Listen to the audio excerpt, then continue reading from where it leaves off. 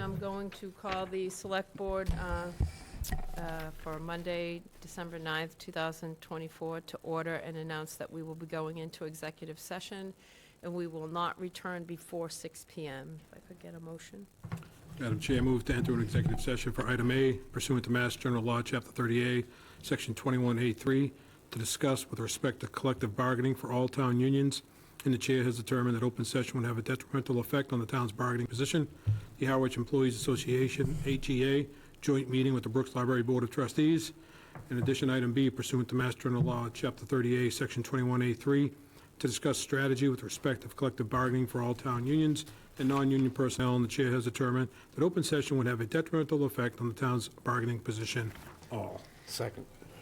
Moved and seconded. All in favor? Pete? Aye. Don? Aye. Jeff? Aye. And I'm an aye. Just wanted to clarify what you said, and we will not be coming back until 6 o'clock for open session. Oh, open session, right. Thank you. Good evening. I'm going to call the Select Board meeting back to order. We were in executive session earlier, and we took action on item A. We took no action on item B. And I would like to remind everybody that, as required by open meeting law, you are hereby informed that the town will be video and audio taping as well as live broadcasting this public meeting.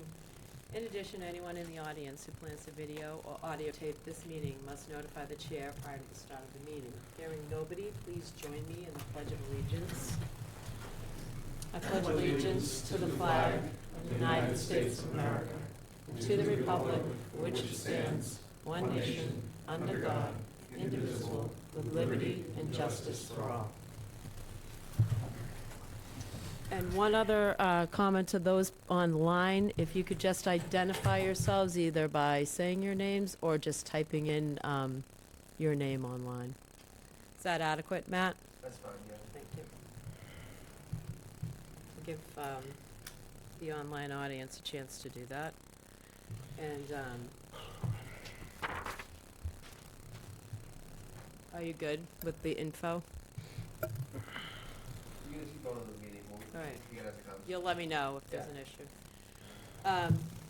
I also want to note under public comments and announcements to the board that thank you, Pete, for letting me know that you would like to have a meeting on the 30th of December, if possible. Looking at both you and Dawn, if you guys have any desire for a meeting on the 30th. I'm not available and Joe is on vacation, but Megan is, if you can make a quorum. So I just want to put that out there before we put these dates out for sure. I'd be happy to meet. I'm willing. Yeah, Okay. sure. So then we will only have, On New Year's Eve. yeah. So 12/23/24, there will be no meeting, and there will be a meeting on December 30th. So now I'll just open up public comment to anybody in the audience for public comment. I'm sorry, Madam Chair, sorry, Matt, if you don't mind. When would that agenda need to be posted? I'm just asking for a friend. Yeah. Seeing that I'll be the You chair. mean I like the think entire public? all my friends? So, bear Sorry. with me as I go. Sorry. So, you would still be operating on a Thursday, Monday. However, Thursday is December 26th, and you will have been returning after a Monday full day and a Tuesday half day, a Wednesday vacation. So, you'd really want everything wrapped up on that day, the 26th, as far as agenda and topics and packet. Great, thank you. Now I'll open it up to public comment.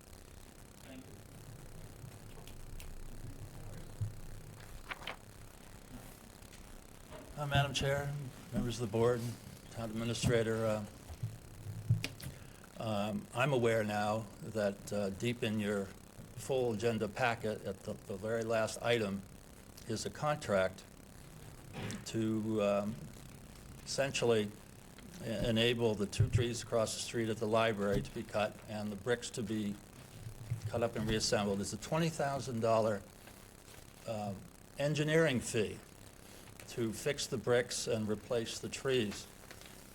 And it's a disbursement that has been created by the town administrator. I understand it's within his purview to write $20,000 checks. So it's in his purview, and he has acted on it. But I want to make everybody perfectly aware that the HDHC, which has purview over this construct, has not acted on it. The money has been proffered up without due process. Seems to me the article voted on, admittedly at town meeting, to cut the trees down and replace them, did not happen with the information proffered by the HC as to what would be proper. They do have something to say about what goes on in Main Street, and they have been bypassed today. So, assuming they would say, we don't want anything to happen, that's $20,000 down the toilet. And I've noticed that there are several requirements where there's engineering. The town requires engineering. And it could be that the town would be more curious to have more information before they cut the check.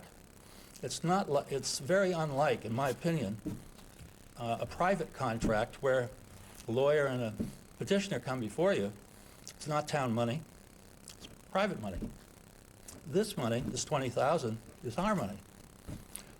There are articles forthcoming that require engineering as well. I'm not sure that they've been adequately vetted. I know the Conservation Commission has said, go out and see what you can do, and we'll look at it later, after the town spends $60,000. So I'm just becoming concerned about process, because right in front of me, I can see $90,000, and I'm only talking about two things. And that's the point I'd like to make tonight. Thank you. Thank you. I think he's coming up before. I'll be quick.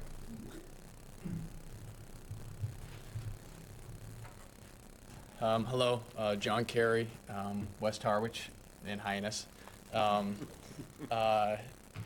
I wanted to come up here and mention that I was able to purchase the property next to the West Harwich School recently, and I'm also doing the West Harwich Schoolhouse, and I wanted to say that everything I've done so far, I've interacted with almost everyone, and it really has been a public-private partnership, and I appreciate that.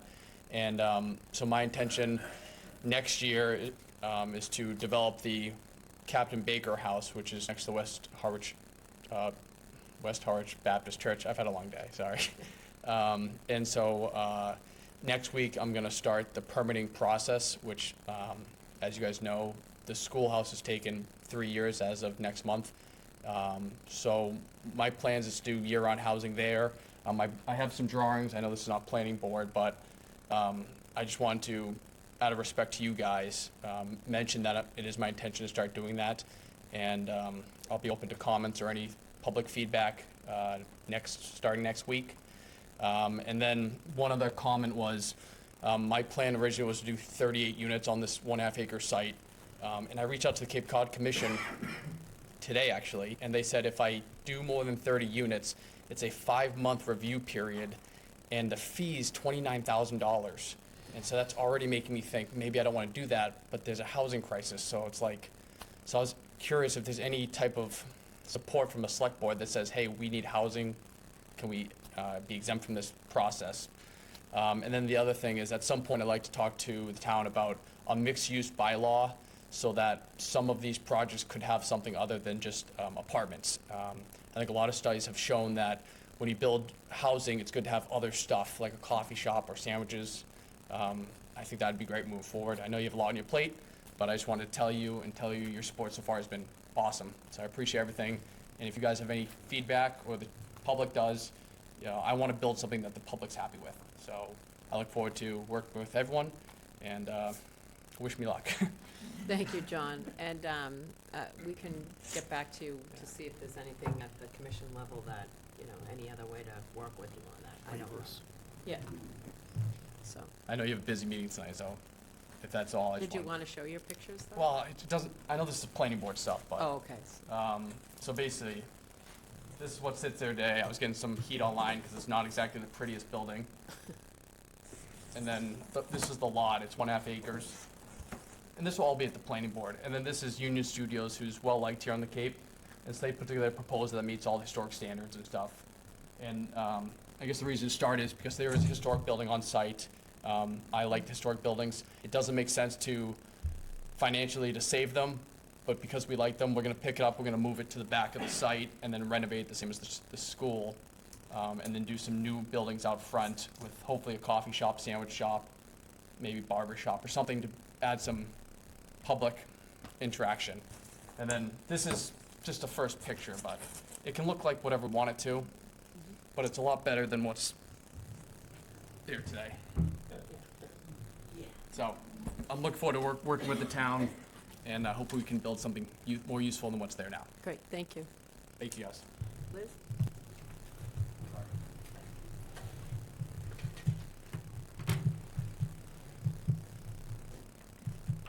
Hi there. Little nervous. My name is Liz Dubuque, 74 Hawks Nest Road in Harwich.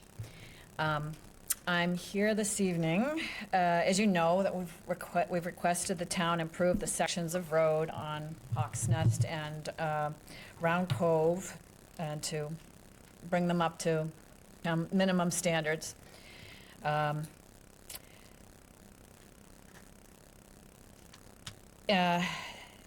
What we're hoping to do is we have a piece of land, we have 17 acres on Round Cove Road that we are looking to sell to a trust.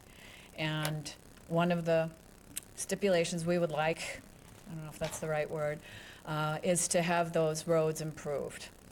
And it's a short section of Hawks Nest and another very short section of Round Cove, and it provides access to Hawks Nest State Park. The town has, I think I would like to start fresh if we can. In the past, the town has been refusing to do that. I think a lot of the people on Round Cove were against it because it slows traffic down or keeps people from going through there. I don't know. But the town's kind of been refusing to maintain that section of road, those two sections, and leaving it to property owners to fix the affected areas and to maintain themselves, and for really large puddles to form on Round Cove Road. So, as I've mentioned, there's 17 acres that could become conservation land. It's all to the south of Round Cove Road, and it's an absolutely beautiful piece of woodland with even a little pond. And I think it would just make a great gift to have that be in conservation. So, and all we're asking is that small section of road be graded and maintained by the highway department. And the problem is, if we can't agree to this in the very near future, it's not going to happen, as the land is probably going to get sold to a developer. And I'm here to request that you consider this situation carefully, and somehow maybe we could discuss it. I first brought this to your attention back on October 4th. You know, in addition, a select board member is asked to put this on the agenda, and it has been denied. So I'm here one last time to ask that you consider that those roads get brought up to just minimum standards, not what they're laid out to be. I think Hawks Nest might be 30 feet or something like that, and Round Cove is 20. They don't need to be that, just whatever town minimum standards is, width and height-wise, graded, some T-base, just so that it's easy to maintain by the highway department. They don't have to send machinery out all the time to fix those giant potholes, and just make it a nice area, a nice entrance to Hawks Nest State Park. So, that's it. Thank you very much. Thank you, and just to be clear for the public, you know, it wasn't denied to be put on an agenda. It's that currently what we got is a email chain of the different discussion of contingencies, et cetera, for the potential. And a letter that was written October 4th. Right, for potential sale. So currently, it's still between two private parties. When you have a executed P&S, and you want to, you know, parties want to come back, then we have documents and the parcels and the map. I don't know I don't honestly know the property or anything. So having said that, the select board needs to have all the information Okay. in the appropriate manner to put it on an agenda. Well, so what you're saying is, it sounds like you would put it on an agenda at that point, once we have, Yeah, if you, That once step? you have an executed, P&S with all the backup documentation, and I understand that you're putting contingencies in there, so you'd be covered under that. right, So then we have something to vet, because currently we don't. okay, all right, well, I appreciate that, because I guess that's probably kind of got lost in the muck as far as what the process is, and, all right, thank you very much, I Thank appreciate you. it.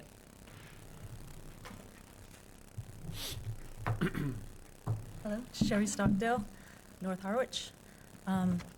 As you know, last week, the Pine Oaks Group presented their project plan to the town. And I just wanted to come before the board to point out some discrepancies because people weren't really allowed to speak at those meetings. What happened was cards were put on people's chairs, and if they had questions, they would write the questions on the cards. And then the Pine Oaks Group cherry-picked through those cards to answer the questions that they wanted to answer. So the following discrepancies were noticed. On several occasions, members of the Pine Oaks Group talked about 518 residents, but if Pine Oaks Village 4 were to be at full capacity, it would be more like 886 residents. That is based on 82 one-bedroom units, 137 two-bedroom units, and 29 three-bedroom units. If at full capacity would be 886 people. And this does not include the non-40B land that they have shown on their website as having several houses and other kinds of livable buildings on. So when we talk about this could be 1,000 people, that is a true number, not 518 as the group referenced several times. And this is 1,000 people in a town with a year-round population of 13,635, so please keep those numbers in mind. Another misrepresentation is the image of the lodge building on the double-sided glossy flyer that was sent out to every Harwich resident. This being the lodge concept right here, which looks like a very charming captain's home.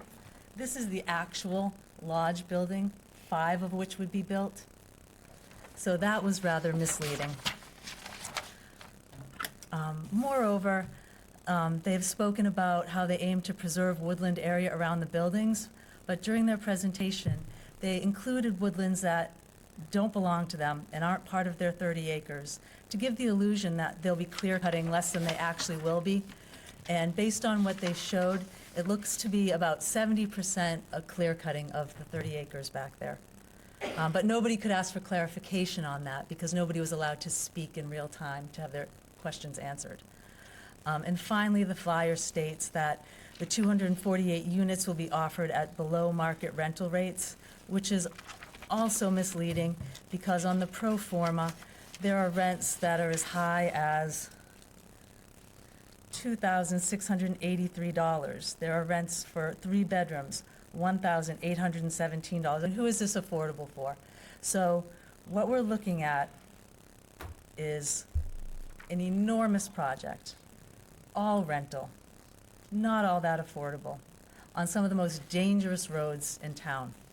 And I know that our friends and neighbors, as they like to call themselves at Pine Oaks, have usurped the town's power on this and gone right to the state for a 40B, so there's very little that can be done at this point. But I think that it needed to be brought to everyone's attention that there are several misleading statements that have been made by this group. And once this is done, it can't be undone. So I think it behooves everybody to know exactly what the plan is for Pine Oaks 4. Thank you. Thank you. Anybody else for public comment and announcement? Sure.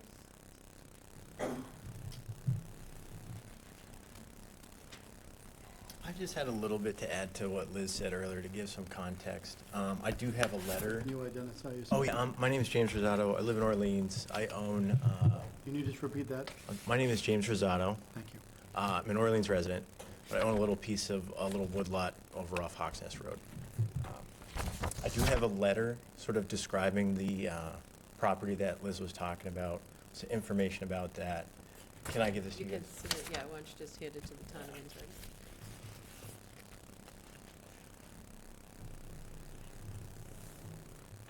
Some satellite images. How many do you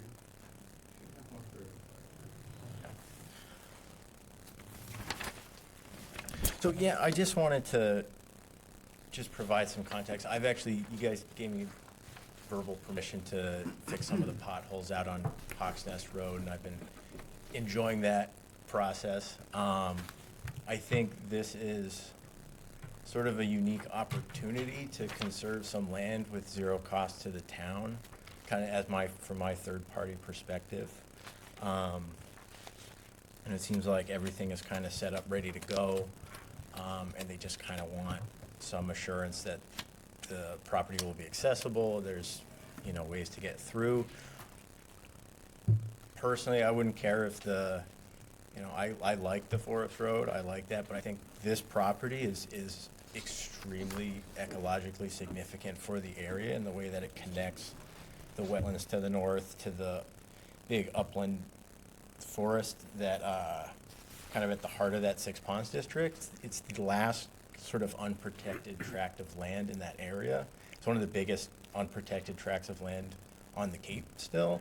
And this is sort of a pinch point. And if it's developed, it kind of cuts it off from the rest of the state park. I think it's super important to protect it. Obviously, I state the conflict of interest. I spent a lot of time out there. I really care about that place. But I would definitely ask you guys to just consider sort of the simple gesture, enough to get them to kind of push this sale through, considering the roads, just as a kind of a no-brainer. I've come to towns before to ask for money and all sorts of other things for conservation projects, and this is just such a straightforward ask. Just ask you guys to consider it. Thank you. Yeah, thanks. Anybody else for public comment and announcement?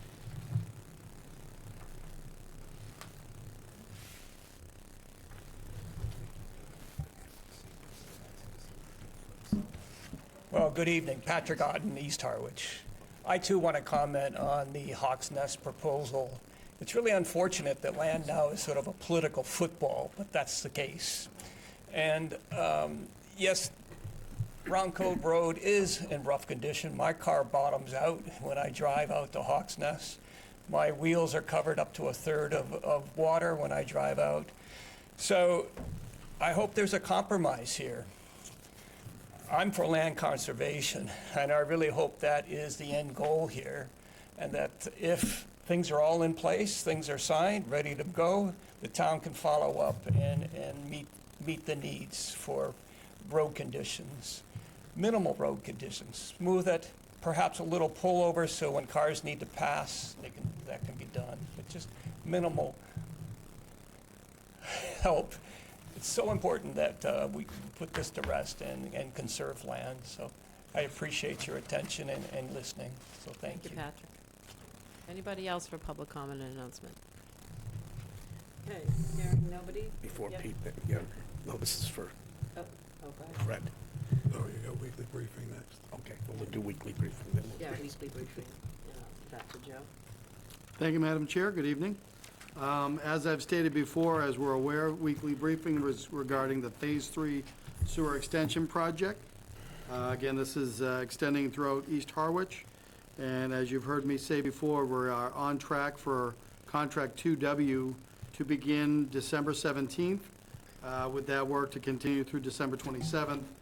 So it's the first major part of that Phase 3 construction project. And that, again, is centered around Chestnut Lane, which will be closed during that time frame through traffic. Madam Chair, I also just want to make everybody aware that if anyone's interested in this project ongoing, we still have dedicated resources on the website for the Phase 3 sewer extension update.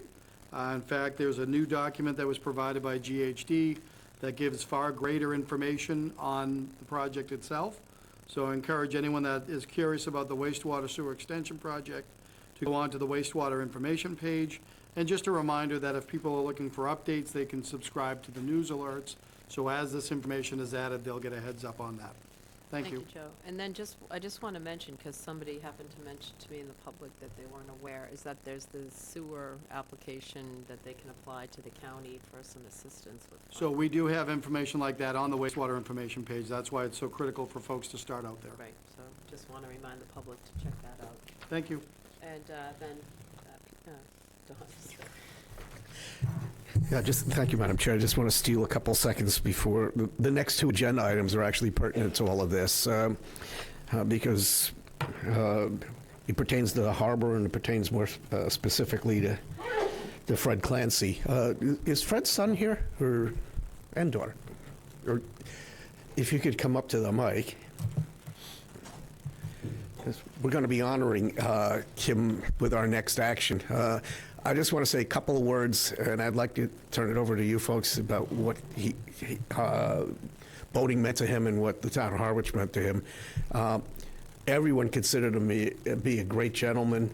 He had the Firefly as a charter cruise, and he had a deep love for Harwich and the harbors, but I'm not going to go any deeper into it than that. So I hand it over to you so that you can say a few kind words.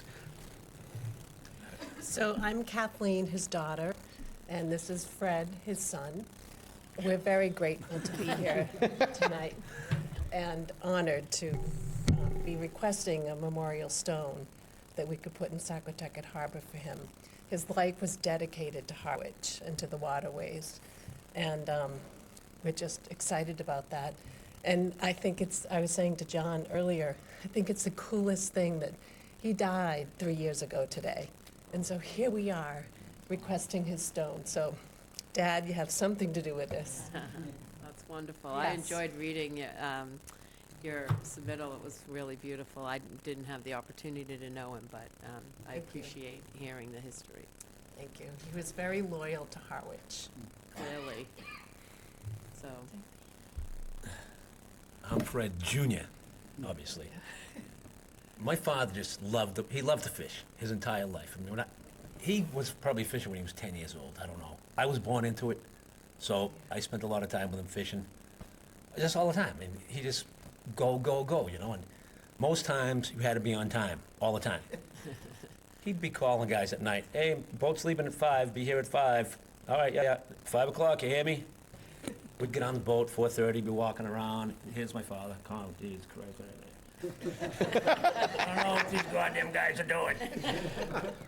God, give him 10 more minutes. 10 more minutes, my ass.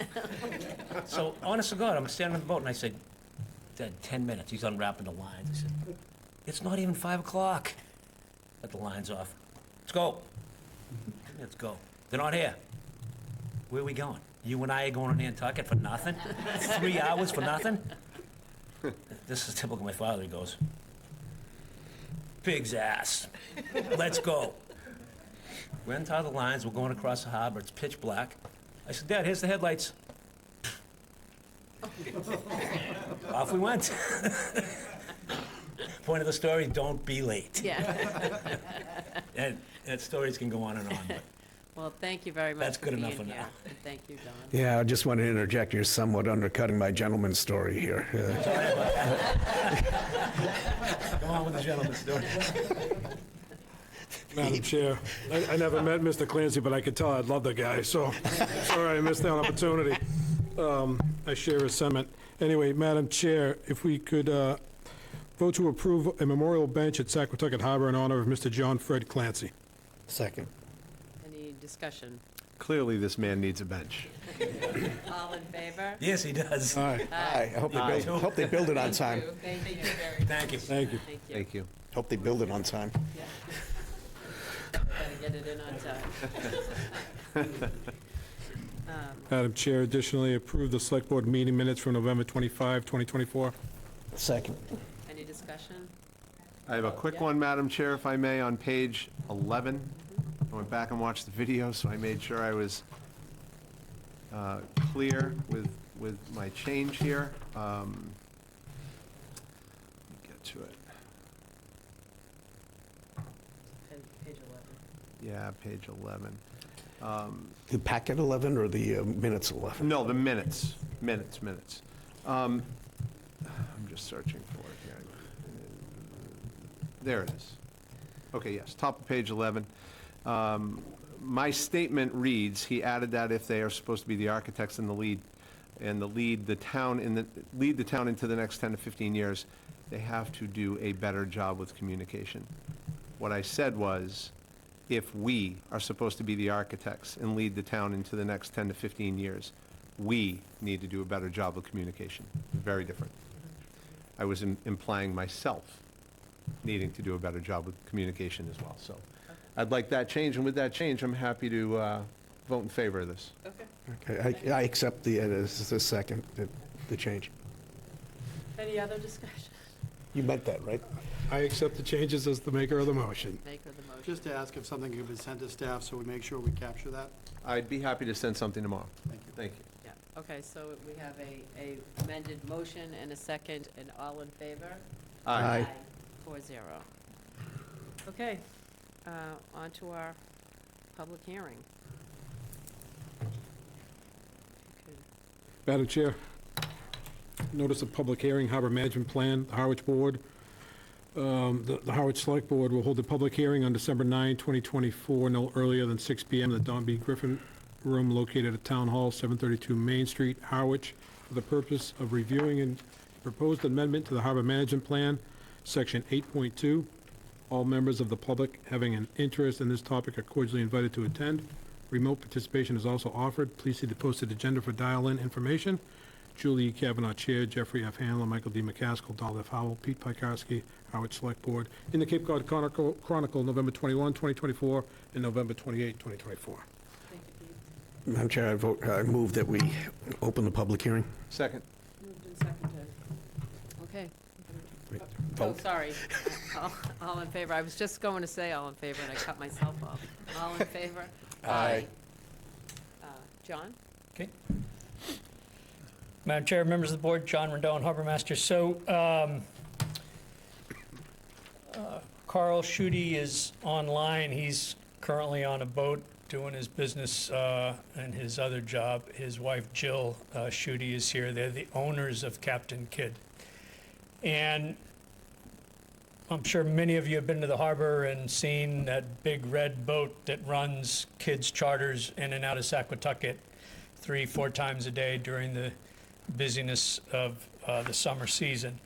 And it's a first-class operation. They always have been very, very popular in Harwich. And so they have what we call a D permit, which is a passenger boat permit. There's 3 of them that are authorized in Harwich. And then we also have F permit, which is the ferry.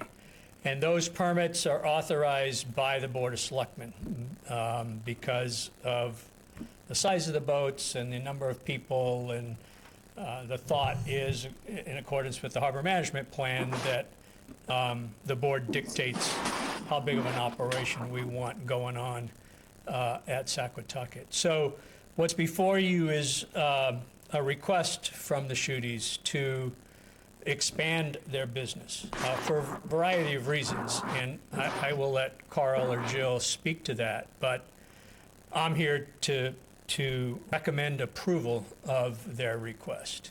They are looking to purchase a little bit bigger of a boat, 65 foot in length. That's the max size boat that's allowed in Saquatucket. Their slip that they currently have will accommodate that size of boat.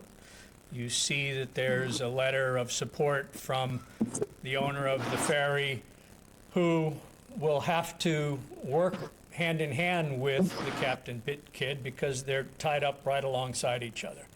And so, there will have to be a little bit of cooperation to ensure that when they're coming and going, that they do so in an effective manner. And they're asking to increase the amount of passengers that they're allowed to carry. Currently, in the management plan, they have been authorized to carry 43 passengers. They're looking to increase that to 60. So what does that mean? It's a few more people at the harbor, it's a few more cars at the harbor, but if you figure a family comes with a family of 4, you're talking a few more cars, not anything significant. nothing that in my mind would adversely impact what we do at the harbor. And I think, you know, they have just a great business model that really targets the youth, and it's a very popular and successful business. And I recommend that you approve their request. If there's any questions, I certainly can answer, but I believe the Shooties are online as well. Sure, yeah, the Shooties, if you'd like to speak.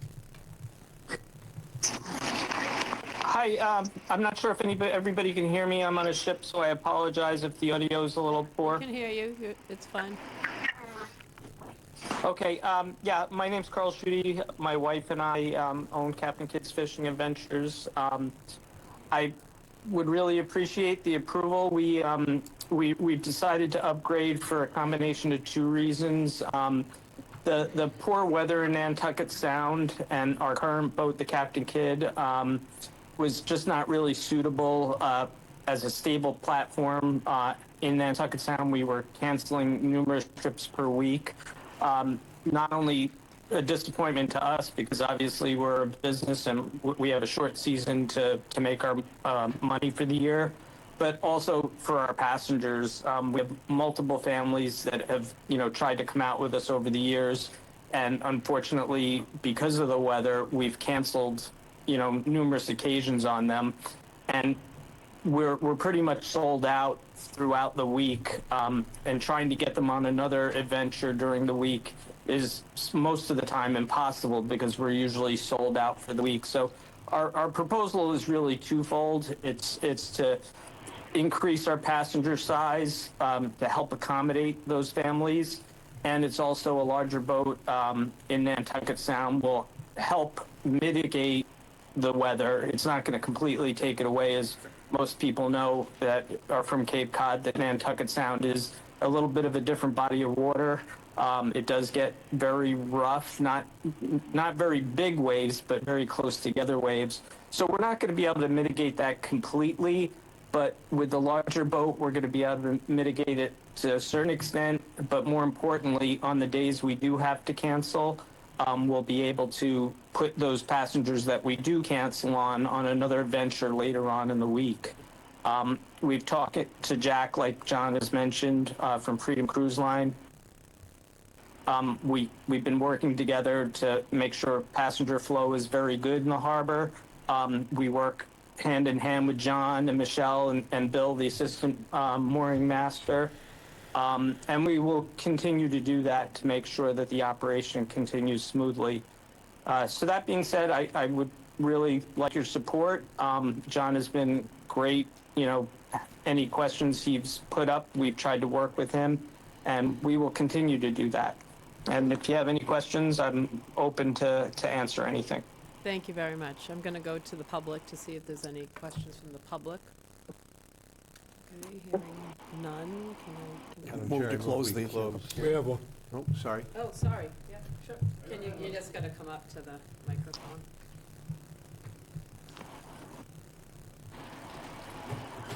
Sorry.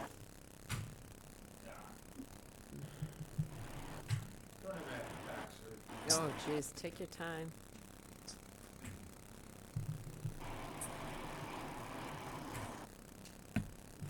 I just have a comment. My name is Dan Twark, and I live in West Harwich. And every year I have 5 grandchildren who come and vacation here on the Cape. And there's 3 must-do activities: trampolines, go-karts, and Captain Kidd. And I'm sure there's a lot of grandparents out there that would say the same. So, got my support. Great, thank you very much. Thank you. Anybody else? Thank you. From the public? Move that we close the public hearing. Thank you. Second? Moved and seconded, all in favor? Aye. And now I'll go to board members with any questions. Well, I'll just say I'm thrilled to see small business grow in Harwich, and I think Jill and Carl run a first-class operation. And Harwich is extremely lucky to have them in one of our harbors. Thank you, Jeff. Don?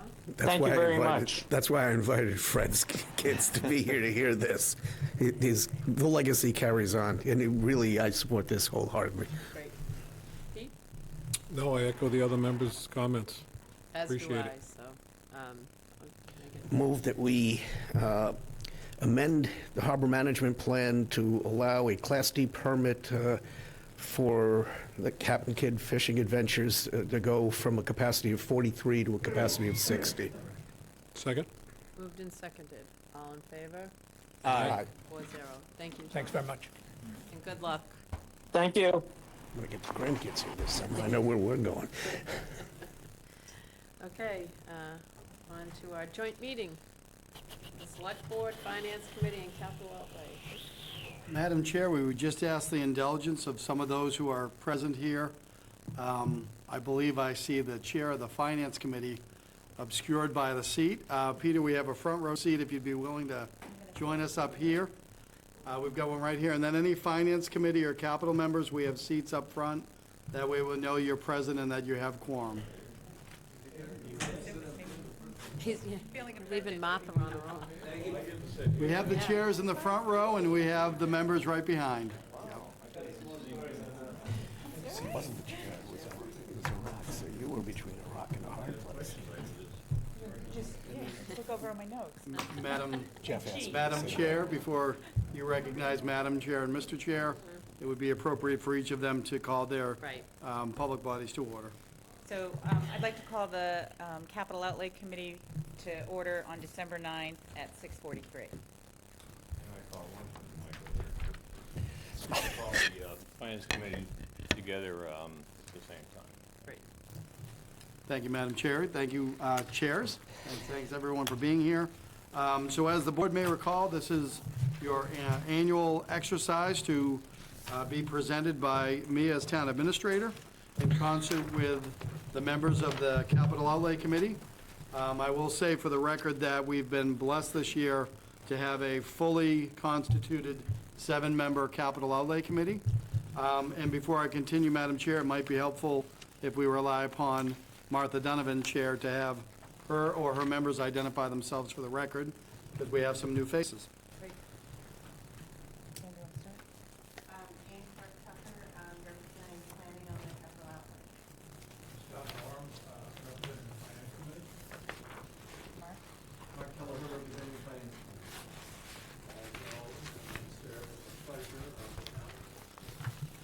I'm Martha Donovan, the chair of the Capital Outlay Committee. Great. Thank you, Martha.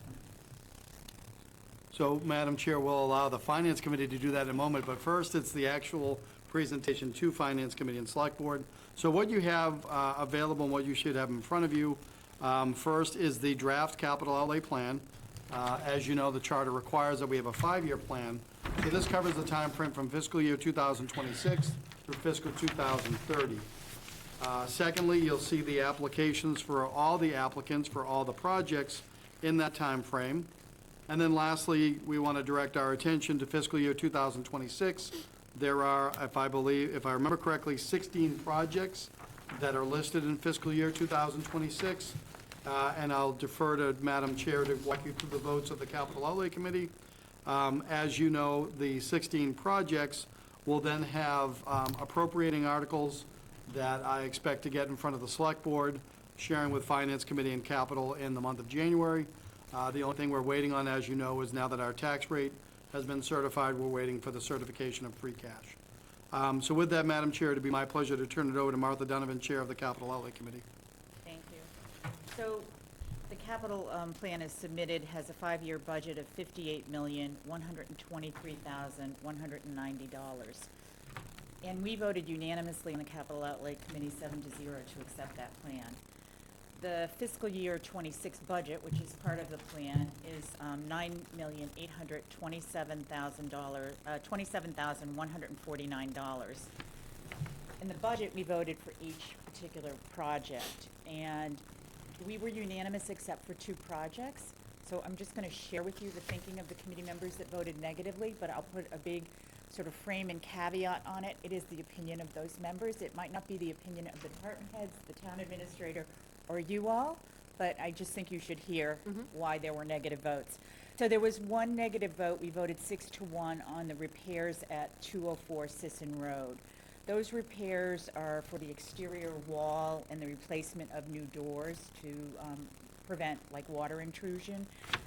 The member voting against it thought that there were a significant or current number of projects that were more than one, and sort of in the vein of how many projects can you do at once, and they felt like it was aesthetic versus structural. Again, Sean Libby might not agree with that, but I present it to you as members' thinking. The one that we had more controversy on was the engineering at for the Saquatucket bulkhead. That was $770,000 for the engineering in fiscal year 26, and our vote was 4-3 on that one. And the thinking of the members who voted negatively on that one was that the harbor master said that he could bring the engineer back in to take another. The engineer had originally looked at the bulkhead project a number of years ago. He could bring that same engineer back in to take another look and see if maybe the timing is that we don't need to do it now, or maybe we need to do it later, or maybe it should have been done last year for that matter. That money could be made available. It wouldn't be a capital item. It would be in the budget of the harbor master. And these three members were not comfortable voting to approve the engineering this year until that project or that review was done by the engineer. So that was sort of the votes for the plan. I know in your packet you have a schedule that shows the difference between one year from the other. I'm happy to go over that if you want. I wouldn't go over it in a lot of detail because it's a lot of numbers, but Dawn likes to hear every year what the changes were, and I'm happy to accommodate that if that suits. Why don't you go ahead, and especially for the board's education, obviously, in the public. Then I don't have to ask. Right. So Dawn says that you pick up the budget every year, you move it over, and you add fiscal year 30. And I wish that were the case, Dawn, because then you wouldn't really need us. But that's not how it happens. You know, we have an emergency repair, there's a new department head, things change, right? So the changes between what we submitted for 26 to 29, the 4 years last year versus this year, totaled about $4.3 million. So what drove that? There were really 6 items, I would say, that drove that. And I have to go back to 25 to cover a couple of those items. So the big ones were the 3 items that we didn't fund last year. One was the Gulf irrigation project at $2.5 million. That is now in the plan. The other was Brooks Academy, which was 1.16 last year. It's in the plan this year for 1.3 million, so that was a driver. Road maintenance is a sort of a 2-part story. So last year in the budget was 1.4 million. That did not get approved. Of that 1.4 million, 700,000 was Chapter 90 funds that we get from the state. We got that money from the state last year. What the DPW didn't get was the 700,000 that they asked for every year on top of the state money to do the roads.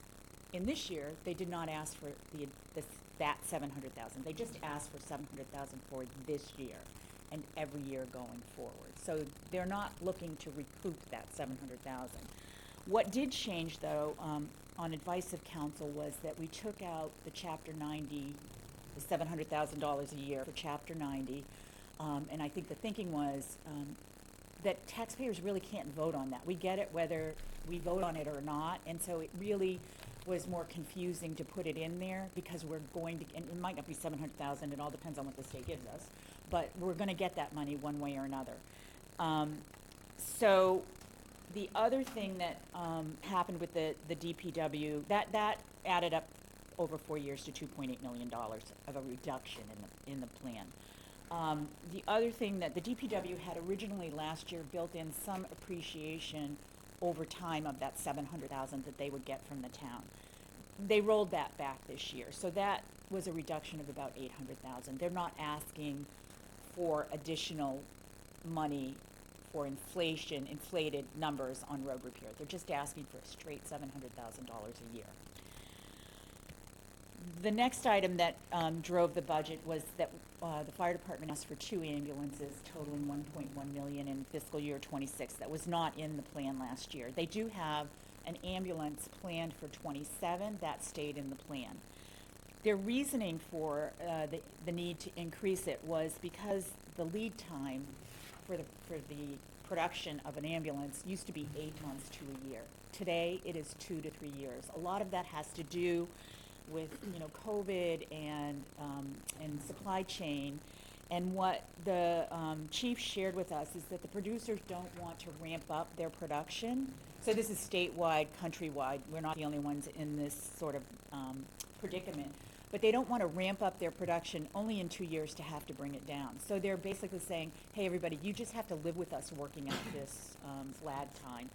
And the other thing that the chief is doing, he did say at the end of the life, at the end of, when he gets those ambulances, all of his fleet will be at the end of the life at about 200,000 miles. So what he has done is put in a plan to balance sort of the use of the existing ambulances so they make it through that period until we get new ambulances. And, we can hope that maybe they come early, but no guarantees.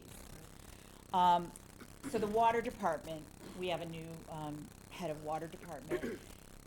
In his budget, he did not last year have his vehicle budget in his plan. It wasn't his plan last year, so I shouldn't say it that way. So that impact is $735,000 of vehicles that got added to the plan.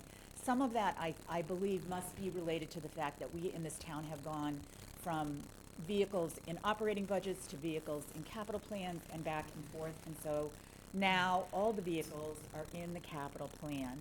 And he reviewed that with the DPW, specifically Kyle. Kyle looked at his vehicles, determined, and when I say vehicles, it's not just, trucks that people are riding around in. Some of them are work trucks, like Mack trucks and things that do plowing and digging and things like that. So it's more expanded than just a car or a truck. So he did review that with the DPW and Kyle, they agreed on how they would replace the vehicles. For some reason, the DPW vehicles seem to rust out more due to the salt, and they just get used more than maybe some other departments when it comes to that. The last project that drove the $4.3 million change was the pipe discontinuity update, that it was originally planned in fiscal year 26 at $1.5 million. The water department, so the project is to replace 2,800 linear feet of asbestos pipe that can be 2, 6, or 8 inches, and that is what the fact that the material is not great, but that the pipes are not all consistent causes water flows, and that's on Harbor Road and Mill Road that they need to replace that. The project went from $1.5 million to $2.3 million. It went up $800,000. They want to do the engineering for it this year. They just feel that they have a lot of projects and a lot of new people, and they want to do the construction for it next year. So there's only $100,000 in this year's budget, and then remainder, the 2.2, is in fiscal year 27. So those are the main things that drove the changes in the capital plan. And I'll stop there, and a lot of information. Great. Thank you. Do you want to go to your board members first with any questions? And Yeah, what I'd like to suggest, Sure. works for me anyhow, maybe my board as well. I'll go through my list of questions and then we'll turn to them. Perfect. Is that okay? Sure. So I'm just going to go down the capital plan list where I have issues or topics or just questions, right? So when I look at 209 Queen Anne Road, the DPW complex, the $9.2 million, it looks to me from the material we were provided that that's actually 2 projects. It's modifications add on to the, what we call a DPW facility, and then there's the recycling area. Do I read that right? Correct. I thought this was a new building. This is the new pad. I Yeah, thought it was, I believe the Finance Committee Chair is correct, and that it's the entire complex. And within that, it is the building at DPW proper. And the recycling area, right? And a brief discussion Thank you, about. yep, if I could. So, yeah, you'll find the form that says capital project request, fiscal years 2027 to 29, DPW facilities, DPW complex improvements, 273/209 Queen Anne. Build a new pre-engineered building with mechanic bays, welding bay, and carpenter bay. That's the DPW proper. And then redesign the recycling center and that's the area where you do your drop-off of recycling materials. In my understanding, I think, is that it's not just how we put dumpsters basically in the recycling areas. There's gonna be some structure involved there. Correct. There's a structure already there. There's two structures at least, correct. And it may include more structures. So my question is, if you look at that year, which is FY 2027, is almost $22 million worth of stuff. Whether we can break part of that off one of those projects and push them out a year. And then my other part of that question is there design work associated with this we should be doing in the year before we build it, so that when we come back and ask town meeting, because this will probably be a bond, because of the magnitude, that we know what we're going to build, and we'll have a hard set of bids for it. So that's a question. I'm just raising that topic, okay? On 80 Parallel Street, which is Brooks Academy, I just want to say and compliment the stakeholders group that met a couple of times, and we met 10 days ago, something like that. And did include 2 members of the Finance Committee, along with a number of stakeholders. Jeff was there, Don was there as part of it, certainly. Joe was there. And we came to an agreement that this is the right number. So we walked out of there saying, okay, this is it. So we're happy that it's in, I'm happy that it's in here and it's it, and we can say, okay, we're gonna finish the building. Okay. Harbor Master, my question there, we're doing bulkhead work and we're doing Herring River ramp replacement. My only question there is, are we building these, designing these to the 50-year anticipated potential increase in water level that we might see due to whatever reason out there in climate world? So I just want to make sure that when we're doing this, we don't build it one day and the next year later we got water coming over the top. So I'm assuming that John is going to take care of that, or his predecessor, as I understand it. Information technology, the electronic records management system. My observation there is it's a recurring $100,000 with no end. That's the way it looks to me. When I see that, I almost say it's either we bring on an employee to do this, or we put it in the operating budget. Every year, $100,000, just keep on going. Okay? So that's just a question. I don't think it belongs in the capital plan, but that's just me.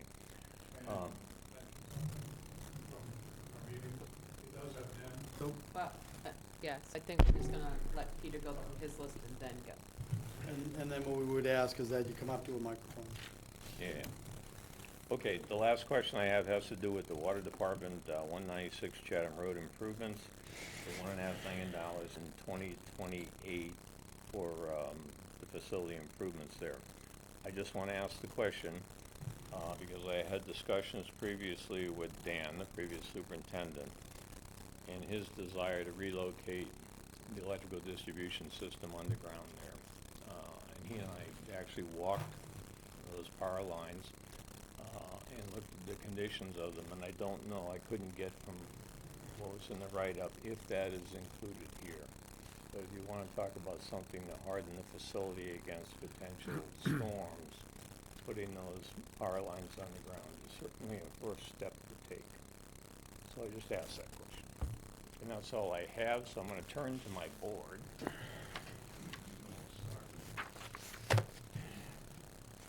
By the way, Mark is on the committee. You gotta go. He's on the committee, just so you know. So. Okay.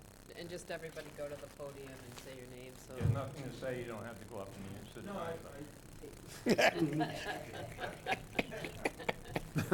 Even nothing brings you to the podium. Mark Kelleher, Finance Committee. I really have nothing to add. I think Martha's done a great job and Peter's done a great job. Thank you very much. Thank you, Mark. Wow. Okay. Michelle. The mic, please. You're on TV. There will be. You're also hearkening back to your high school days. You've got something up. Isn't that, Dana? For the record, it says reserved seat, nothing else. Oh, jeez. My name's Michelle Galucci. I'm on the Finance Committee. I know we did a lot of work in the past on the whole wastewater project. And I'm in the process of seeing, you know, the project, the sewer, people coming up and marking the sewers and everything. So I'm just trying to understand where we see the money as it relates to the wastewater project in the capital plan. And maybe that's just my naivete, but do we have it in here? And I know we talked about this a couple years ago when I first joined the Finance Committee, and there were lots of numbers floating around, and I really can't get a grasp on where we're going to see those numbers. Thank you. So first, if you look at the plan, we have it alphabetically, and so really what's changed over the years is the last three departments are wastewater department, so that's operations, that's Jason Trepanier, that's water, wastewater. And we have the water department, which we know is that enterprise fund that has been around for a century. And then last but not least is the watershed, or watershed management plan, formerly referred to as the CWMP. The only item that you can see there that we have is Phase 3A sewer extension, design and construction, formerly known as the Great Sand Lakes Project. The Select Board is still contemplating that project and has not made any decisions on that. Were they to do that, it would be populated on the plan in that line. Okay. So at present, the way we tell everybody is the only existing wastewater construction project is Phase 3, Contracts 1E, 2W in East Harwich. There's nothing else planned at present. Okay, thank you. And that, just so you know, Phase 3, we approved that, the town approved that last year as a capital item of $50 million, so. 50 million plus 4, so 54 million, came in at 42 million. More importantly, state revolving fund, 0% interest and loan forgiveness. Great. But that was prior years. It's already been committed.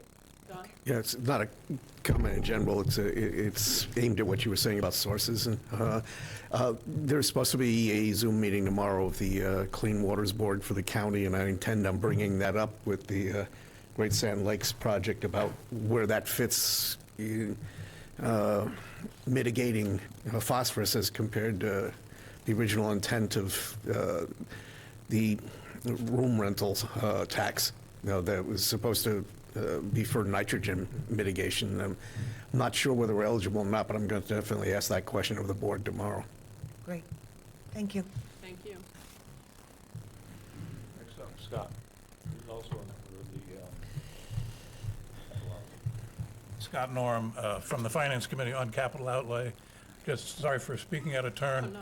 We asked the same question about the records management, and it in fact is a 5-year plan with a beginning and an end, coincident with the 5-year plan. So that's why we were comfortable approving it within the capital plan. Is this a subcontractor? Not sure. I think it is, yeah. Is someone driving up in a truck and copying things? I mean, it is. Joe? I may speak for that. So the project was approved last year's capital plan. It's a joint effort between the town clerk and the IT director, information technology director. They've just gone out to bid, where we'll have a vendor under contract. The vendor will, depending upon the terms of the contract and what they bid on, be on site to reduce physical copy paper to electronic and have it stored going forward. The expectation is that the total project for the total town over the next 5 years is that $500,000 with $100,000 tranches year over year. The reason why we've put it on the capital plan is the dollar amount and the purpose do meet the definitions of capital. If there's a policy directive to go elsewhere, we would follow that. But as Scott has indicated, the 5 years that you see there are the 5 years for the content, with the vendor having been approved last town meeting. And it's all historic. No, these are all documents produced by the town. This is not historic per se. It's all documents created by the town. Going backwards. As far as we can, correct. Yeah. Yeah, but the overall concept is to try to get into the 21st century to have electronic processing of forms. Once we catch up, once we catch up to it, who's gonna take care of it year after year after year going forward? Generally speaking, in the future, that's expected to be an operating item for the town clerk or the IT director. Town clerk, because town clerk has span of control over documents and retention of them. So once we get caught up with this after 5 years, we would expect to see in somebody's operating budget some amount of dollars, hopefully not 100,000, but some number in an operating budget addressing that topic. Correct. On both, not 100,000 and someone's budget. And if they work a little faster, we may not need anything in year 5. right? Correct. Yep. Thank you, Scott. Thank you.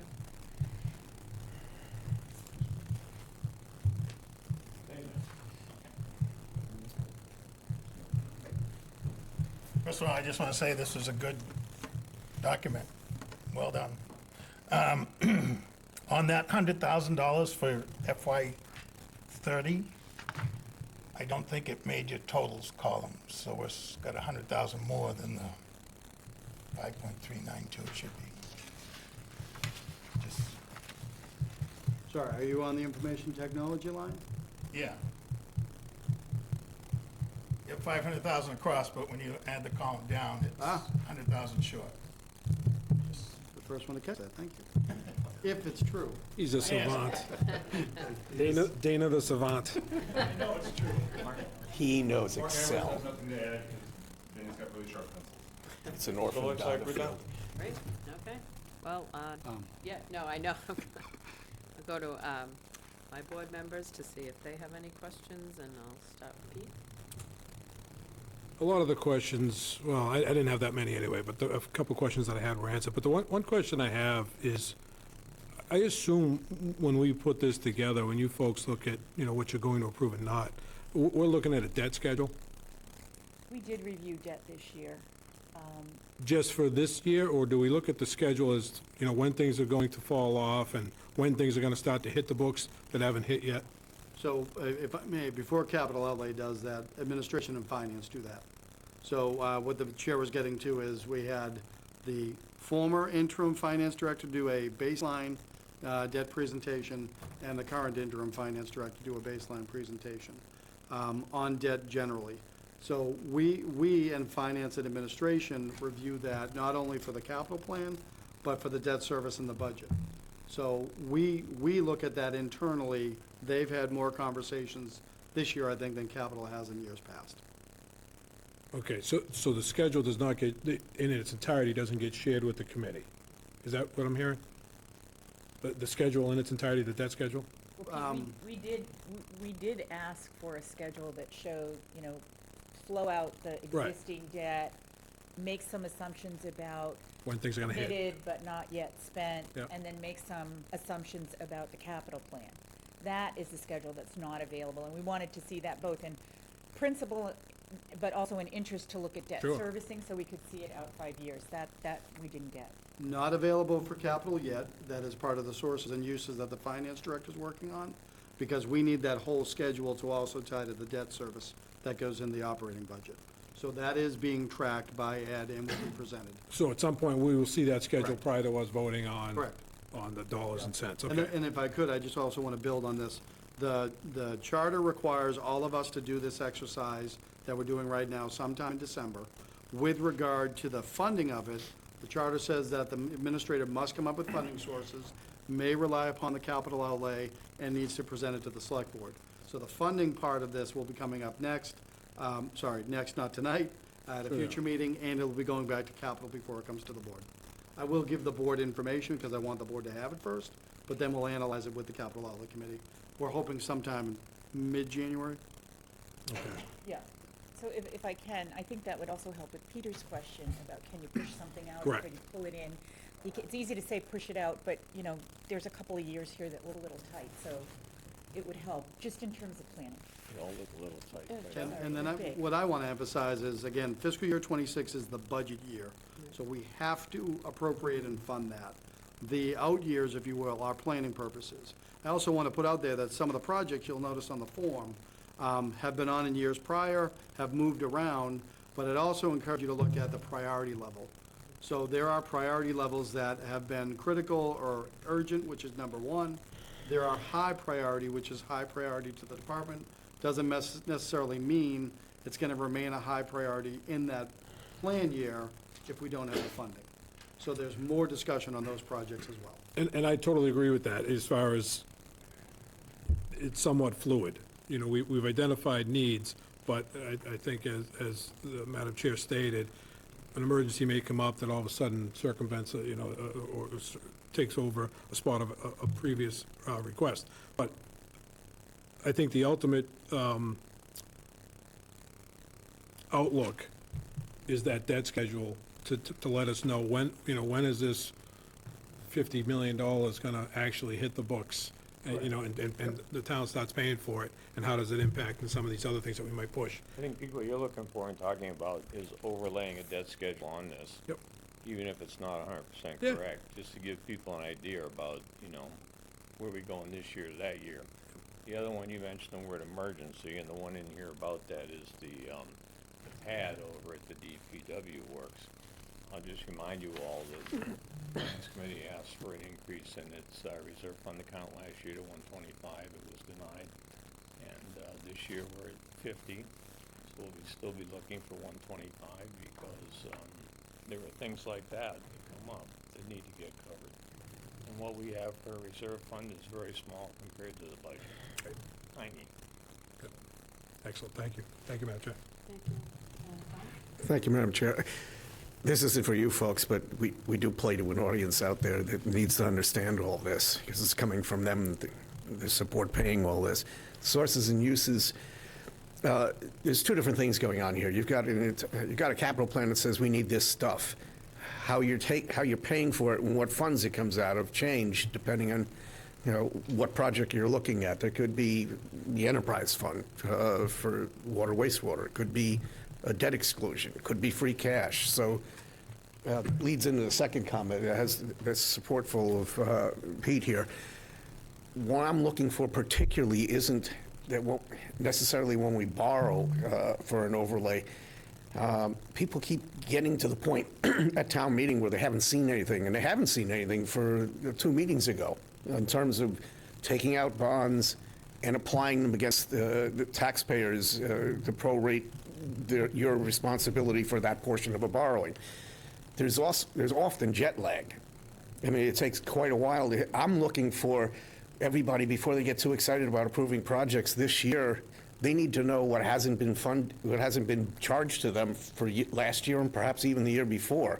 And that's the kind of schedule I'm looking for, that when things fall off and when things come on, because the actual burden isn't an academic endeavor on a piece of paper. The actual burden is on a tax bill that shows up in January that's due.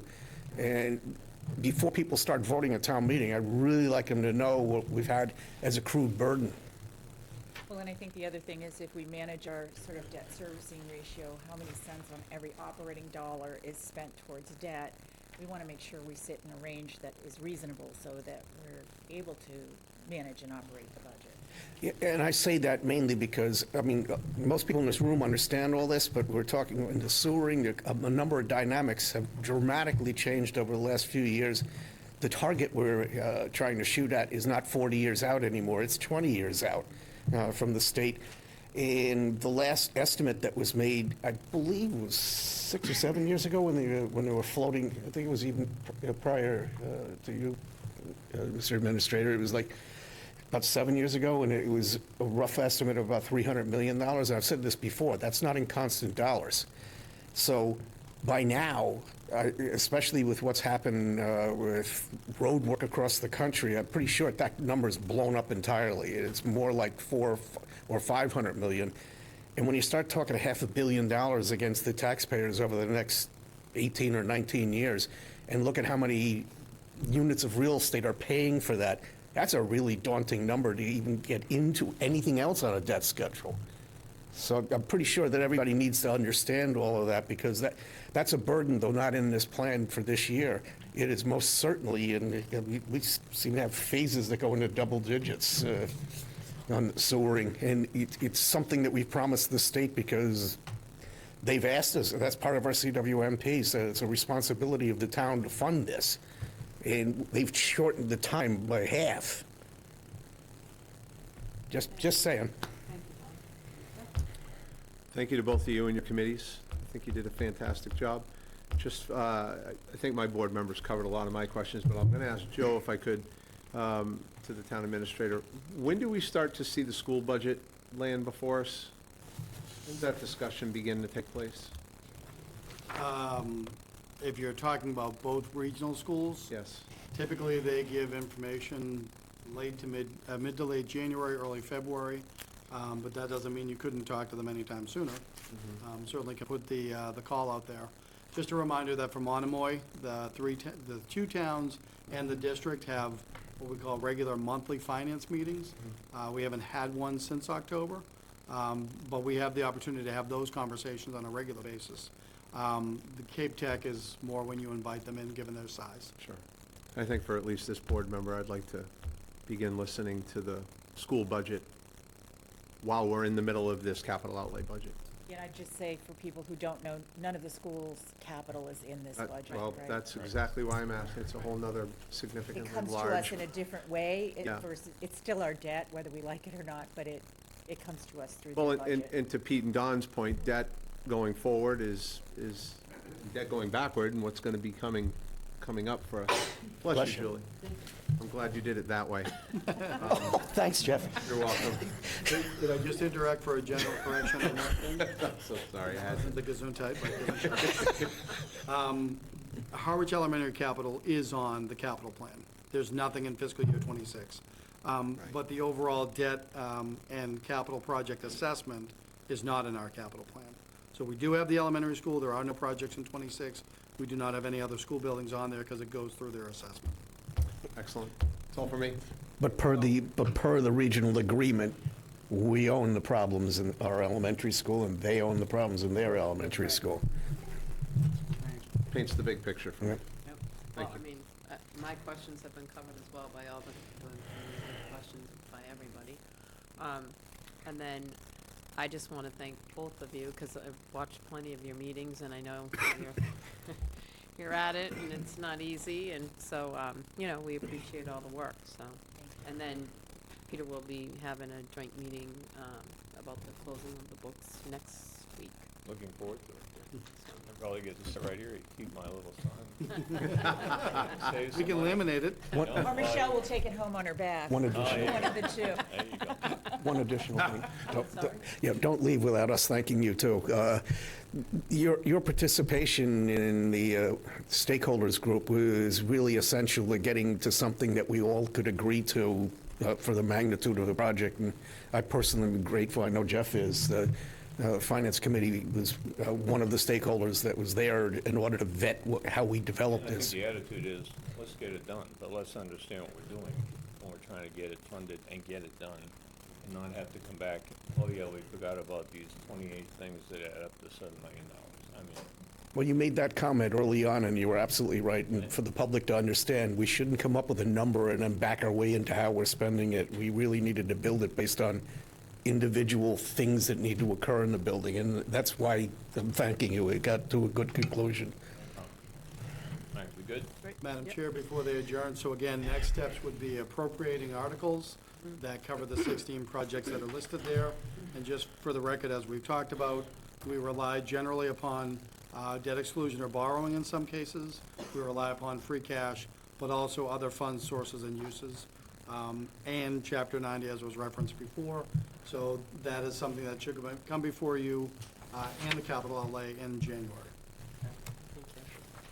Can I get a motion from my team to adjourn the meeting? Ann made a motion. Someone second? Scott second. All in favor? Aye. I second. Now you got it covered, all right, all those in favor? Aye. For adjourned, thank you. Great, thanks again. Watch your backs when you leave. Okay, yeah. You've earned those signs, you can take them with you. You come and see us on Thursday? Thank you. Get us something added? I will, yeah. I panicked and thought it was tomorrow night. Okay, will do.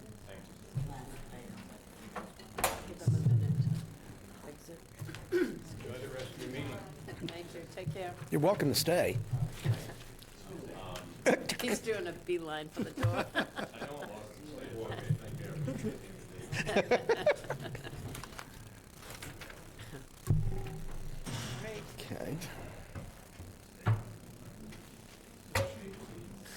Madam Chair's members, if it helps, if you want to defer to the committee presentations, Yes, thank you. I have no problem with that.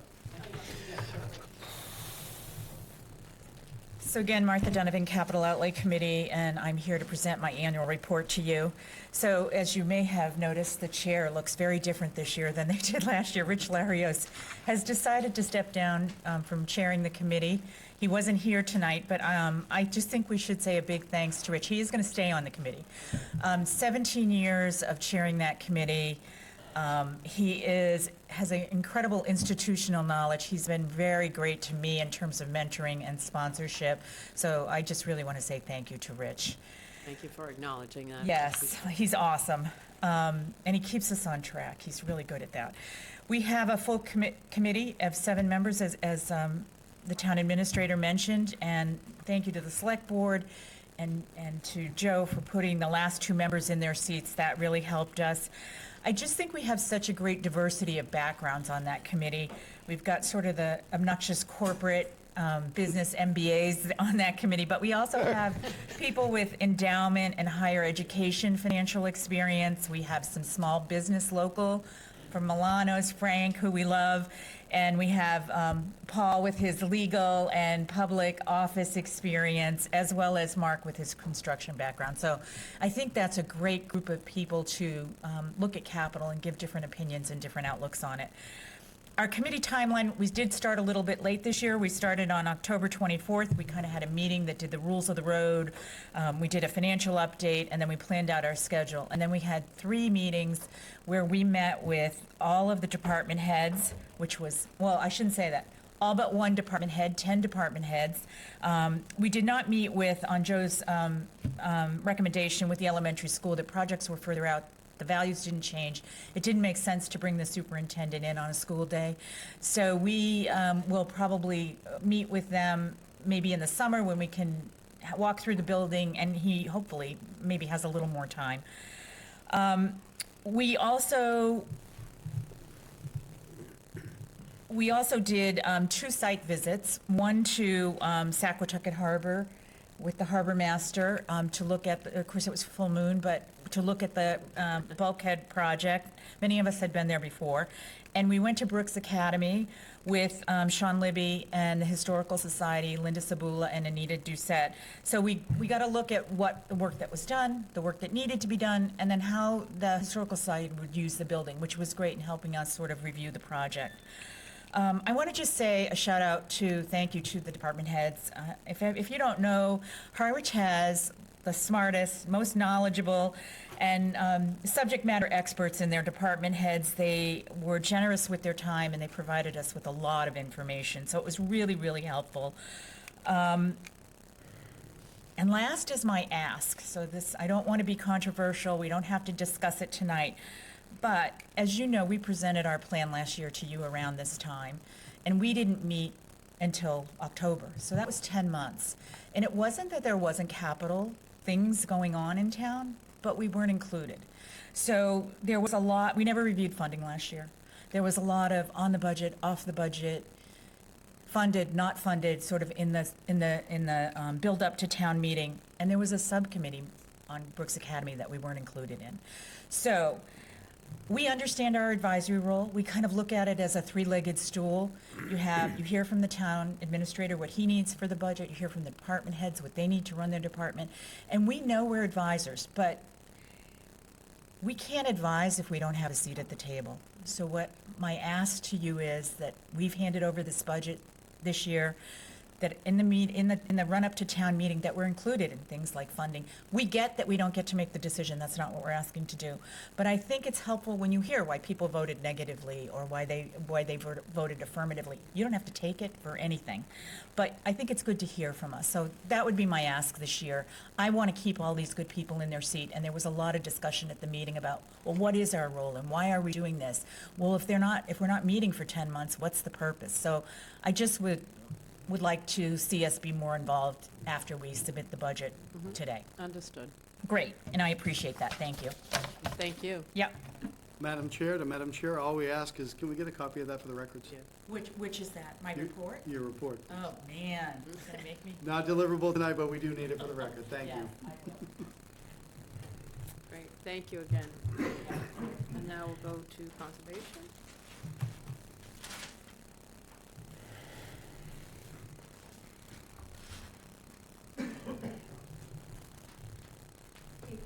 Good evening, Good how are you? evening. I am John Ketchum, Chair of the Conservation Commission and also resident of South Harwich, and joined by, Amy Soutsky, Conservation Administrator. Welcome. so Amy is here so she can answer all the questions I can't. And I would actually like to start by thanking Amy for all her hard work as Conservation Administrator in Harwich and keeping the commission in line, to the extent that we can be kept in line. So we have a report. You have the report already. I'm not going to read the report through, but I will try to hit the highlights. I don't think I have to describe what we're doing. We currently have 5 full members out of a possible 7. We're 1 member above quorum, which is problematic for us because there are sometimes absences, and sometimes a member, hopefully not 2 members, have to recuse themselves because some issue involves them. We would be way better off if we had a full 7 members. And there's also room for 2, what are we calling them, associate members, which would also be great because then there are people on deck. So right now, we're a little short, but we are managing to proceed. So you need 2 full members, You and then need you two need full 2 members. alternates? Or? 2 alternates would be great as well, but let's start with the 2 full members. So I don't think I'm going to list in detail the bulleted items that have been permitted of the actual actions of the committee here. You can look at them together. I'd just like to highlight the last item, that is 4 violations. These are the things that cause the most heartburn, I think, on the commission. Although maybe it's a little lighter this year, but that doesn't mean what happened isn't still something we need to have a little heartburn about. Just reviewing other activities of the commission. We issued an RFP for the Herring River study, which really came out of, I forget which year, town meeting, 22, was it? 22. When we had a warrant article suggesting banning building docks on Herring River, and the outcome of that process was suggesting that we should have more information about what the bad effects are, and so we issued an RFP. We hired TRC to do the study. They have completed the study, submitted a draft report, which we are now considering, and hope to have a public meeting presenting the final report in the near future. At this point, early next year, I would say. We also worked for several years to update Bell's Neck Land Management Plan with prioritized actions, and already one of those items has been taken care of, which is moving a parking area on Bell's Neck Road, which was almost in the resource area and causing problems. And there are other issues with road grading and fencing there that have all been taken care of in the last month.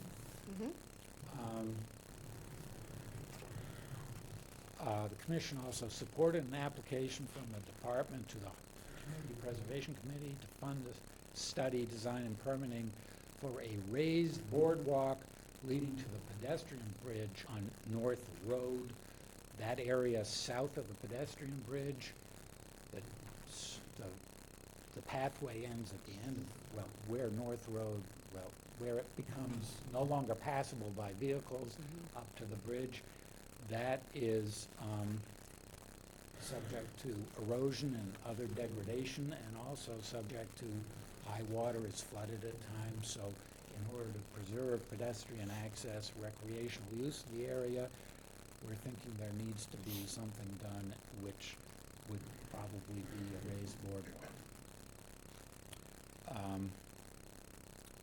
Also, the department partnered with the Health Department and Cultural Director to host first annual Harwich Health and Environment Fair in April.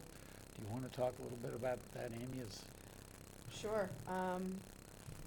Collaboration is one of the things we really enjoy here. And when the health director said, hey, I'd really like to have a health fair, and I said, well, it happens to fall around the same time as when we want to do the tour trash cleanup and Arbor Day, so let's make it a health and environment fair. And we had over 30 vendors, and we estimated over 500 people attended that first event. So there was wonderful resources, information given out to folks at that, and we, did the trash cleanup and as well for the town. So we're really looking forward to doing it again this year, and it will again be in April. That was at the 204, wasn't it? It will be at the 204. Yeah. So Kara Mahwini, the director over there, was able to, we had the entire facility for the entire day. It was phenomenal. I went to that. It was Thank great. you. So do you want to mention the People's Garden as well? Yeah, well, I'll say we also did a disaster preparedness fair this fall. We had probably 20 organizations talking about, disasters, and mostly in terms of flooding and whatnot. Unfortunately, it fell on the day that we had a virtual monsoon here in Harwich, and it was over at the community center, and we didn't get too many people because of the really bad weather that day. But we think we're looking forward to doing it again. And then I can't take hardly any credit for the People's Garden, but we were very happy to partner with the health department to start growing some produce in some vacant lots at the community garden and help put them in touch with folks in town to get some resources towards building the 2 raised beds that are there and just contributing to that effort. And for those who don't know, the People's Garden, it's different than the community gardens. It's run by the town. We're hoping to do programming and hoping to help combat the crisis that we're in right now, where people don't have healthy, affordable food. So the People's Garden is going to be a garden for the folks in town who most need it, and we want people to contribute to it, time and effort, whatnot.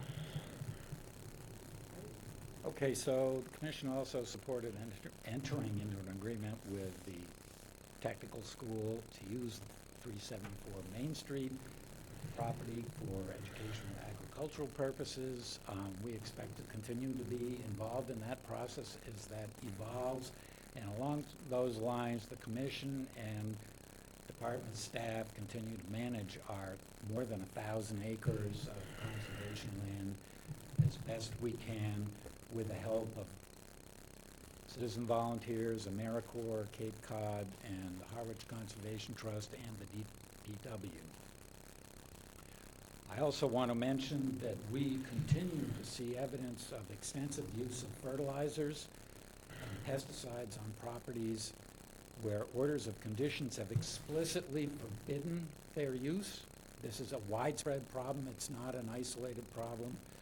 The Commission, as a matter of course, forbids the use of any fertilizers or pesticides on areas within our jurisdictions when issuing orders of conditions. This is also just the protection of our groundwater is also part of the town bylaws and the town regulations, but there are specific prohibitions about using fertilizers and pesticides in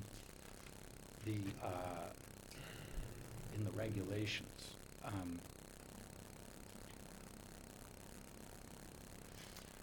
So the orders we sometimes have to make repeated requests for homeowners or property owners to stop using them, and they typically aren't observed or frequently aren't observed.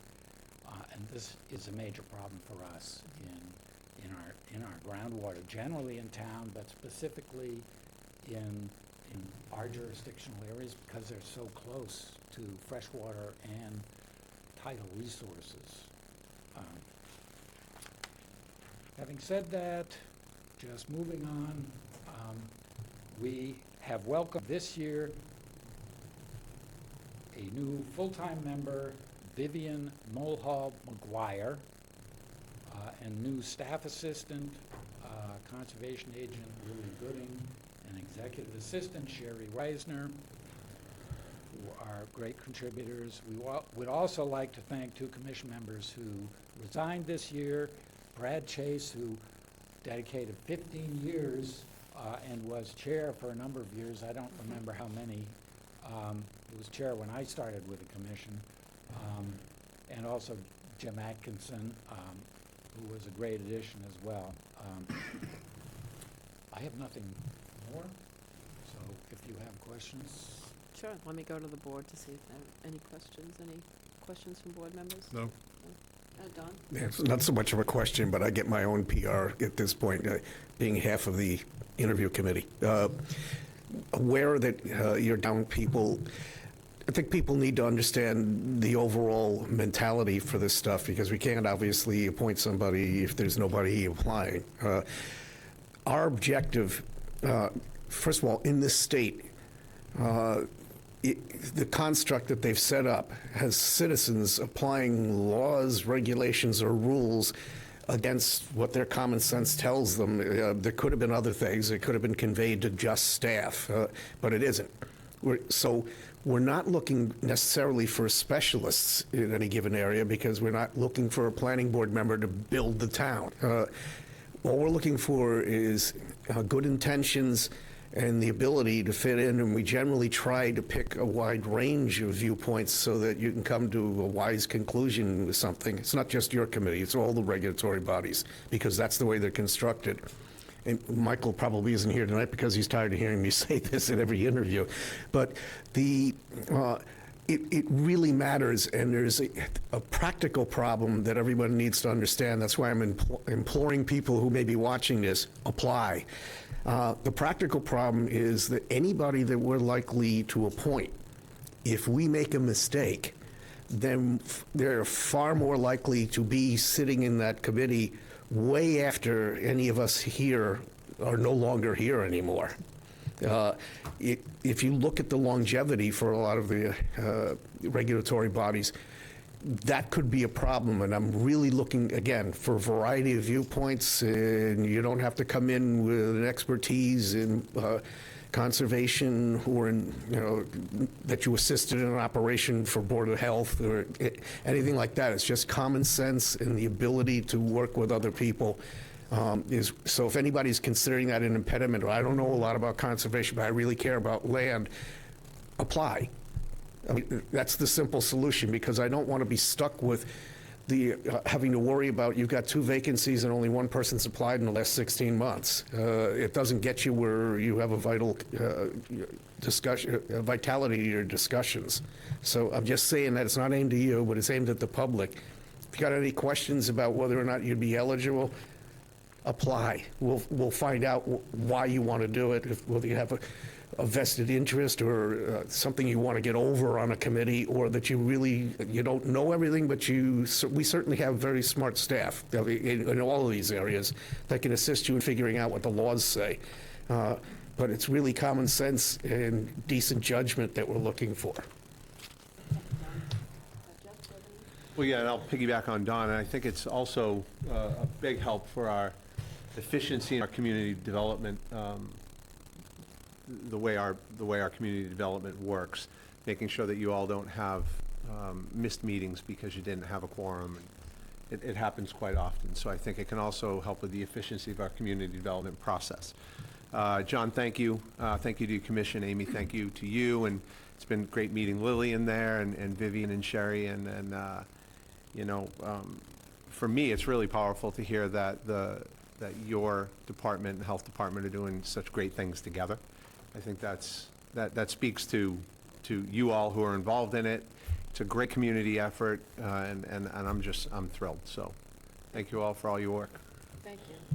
I just had, you mentioned the fertilizers, and obviously, we've had a lot of discussion, and I think, bottom line is, and Amy and your staff does a great job, and I hear you on putting that in the orders, and still, you have the enforcement issues.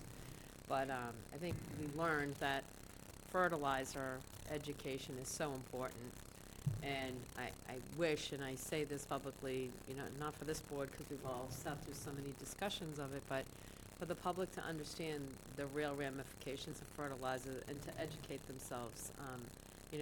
I, as a homeowner, I'm no lawn genius, and, I try to be really careful about anything because I've learned. And so I just hope that the public will continue to look at the resources that you have available on the website. I think you even have some documentation out here on fertilizers. And so I just think it's important to get that message out to the public to continue to try to educate themselves on that.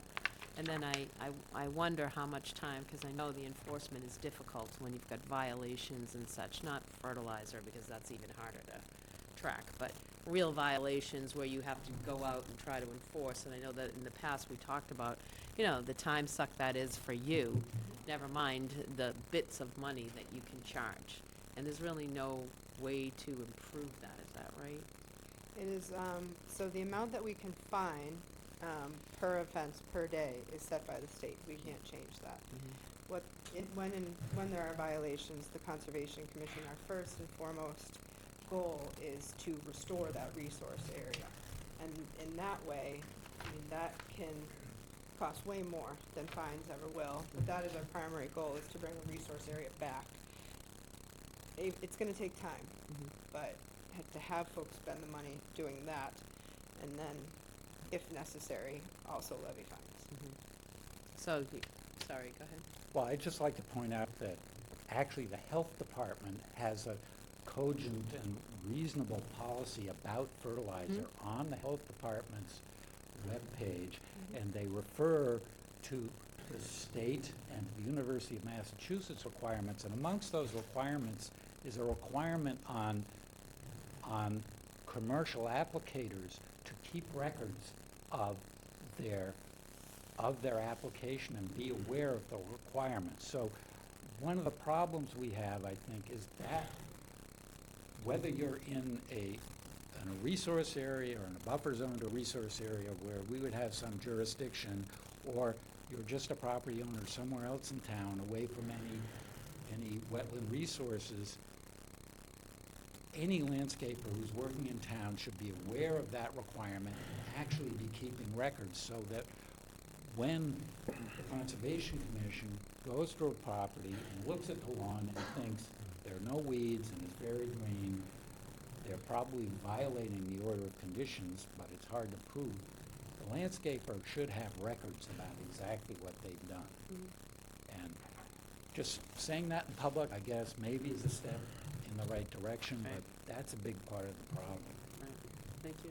John? Yeah, to amplify what the chair said, because I was there for Amy Quessel's discussion about enforcement last year, and I think the public needs to know how daunting this is. It's not just that you go out and you notice a violation, and however number of days it takes, you just keep piling on fines. You have to go out and notice the condition every single time you want to fine them. I mean, it's absurd.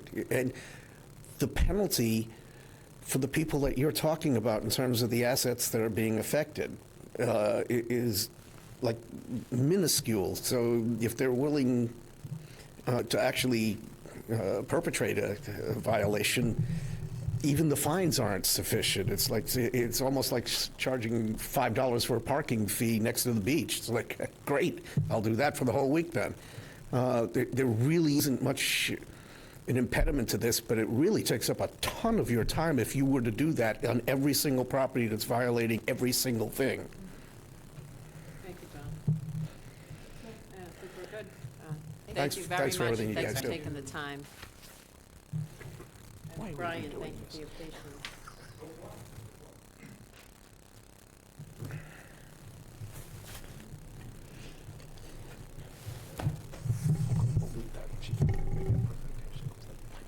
$50?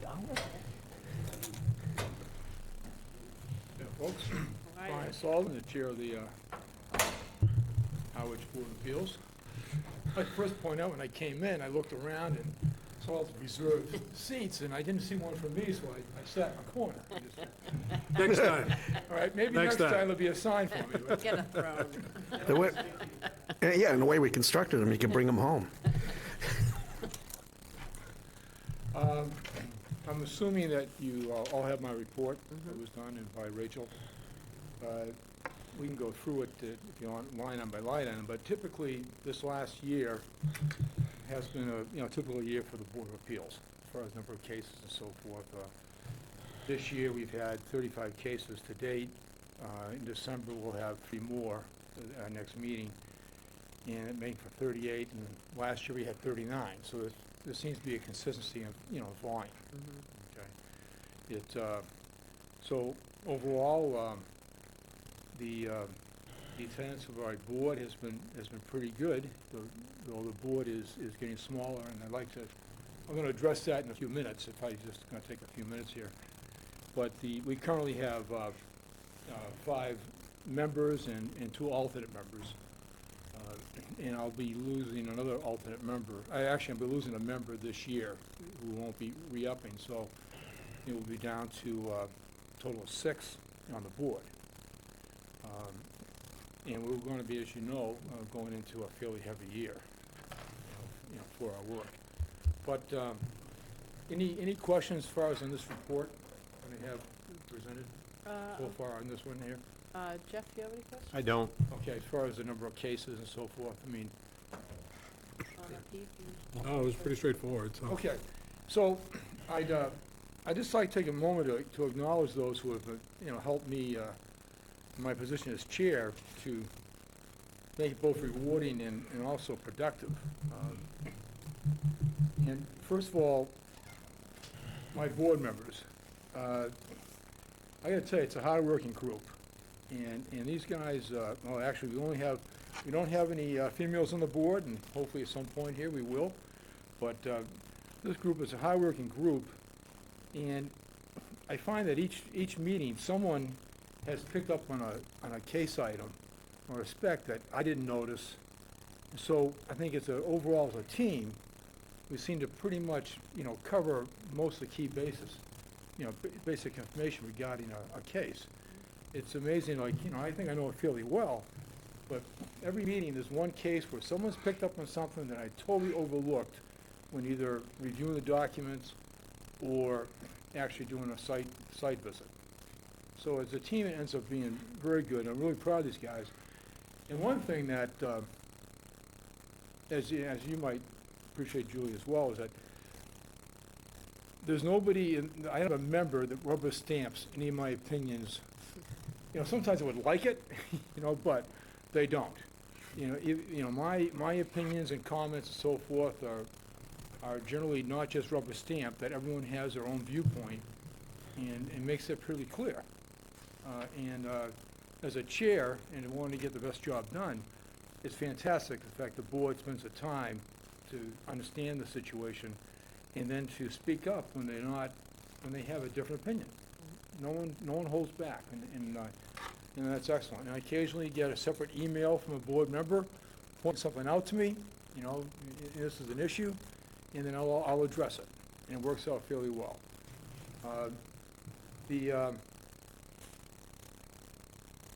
And I think overall the board, and myself included, they actually enjoy participating on the board. And I bring that up because, like you heard on the Conservation Commission and as well as on the Planning Board, we need more members. Typically, right now, we have, like I said, we're going to have 6, but you allow 5, the rules of town will allow for 5 alternates and 5 members. I don't need 5 alternates, but boy, I could really use a solid, 3. So then you have 5 board members, because typically right now in our meetings, even with 7, we've had occasional meetings with just 4 people there, and you need our votes are not a majority. It's 5 votes, and you need 4 to approve. So there's only 4 members there. we always give the applicant an opportunity to decide if they want to go to continue the meeting, you know, in case there's someone who's not agreeing with them. But having those three alternates would work out very well. And for those that, and Dawn, you pointed out regarding how you do your interviews for potential applicants for membership for any of the boards, nobody needs to know the code going into this. And it takes probably a good 2 or 3 years, good solid couple of years to learn, you know, most of the zoning codes, and how to apply them, as well as the MGL Chapter 48 codes. But in our situation, you just have to learn the codes case by case. So, you know, a case comes up and they only require 2 codes, or maybe only 1 code. Just for a new member, they just have to learn that code, you know, understand it for that meeting, not the whole book. And it works out fairly well. And also, you know, often during the meetings, I'll ask a question of one of the attorneys regarding if I have a question how the code should be applied, even though it's their case, but I want to hear their opinion as far as the whole situation. That comes up quite a bit. So, you know, basically, you know, there really is no experience is needed. You just have to be able to set your own personal opinions aside, listen to the facts, understand the code and the laws, you know, and make an informed decision.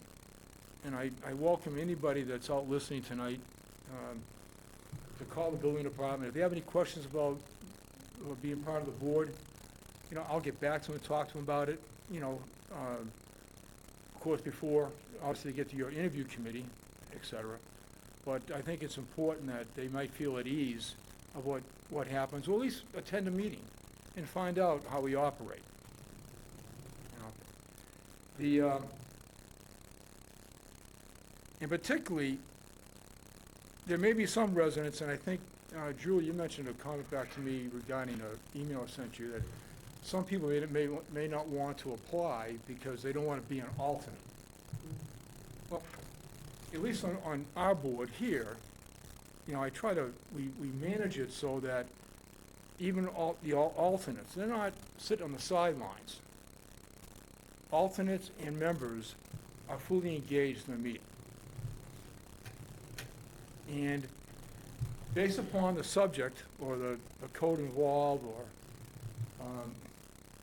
when an alternate is ready, I'll assign them to vote, and I may back off and not vote.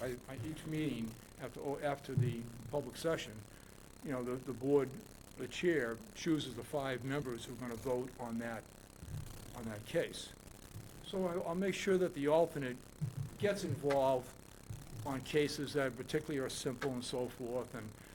And if there is a case that may have a lot of abutters involved, or it may be a difficult case, well, I make sure it's all the 5 members who are voting on it, particularly in case if it might be appealed, because that's important that the full membership has voted on that case.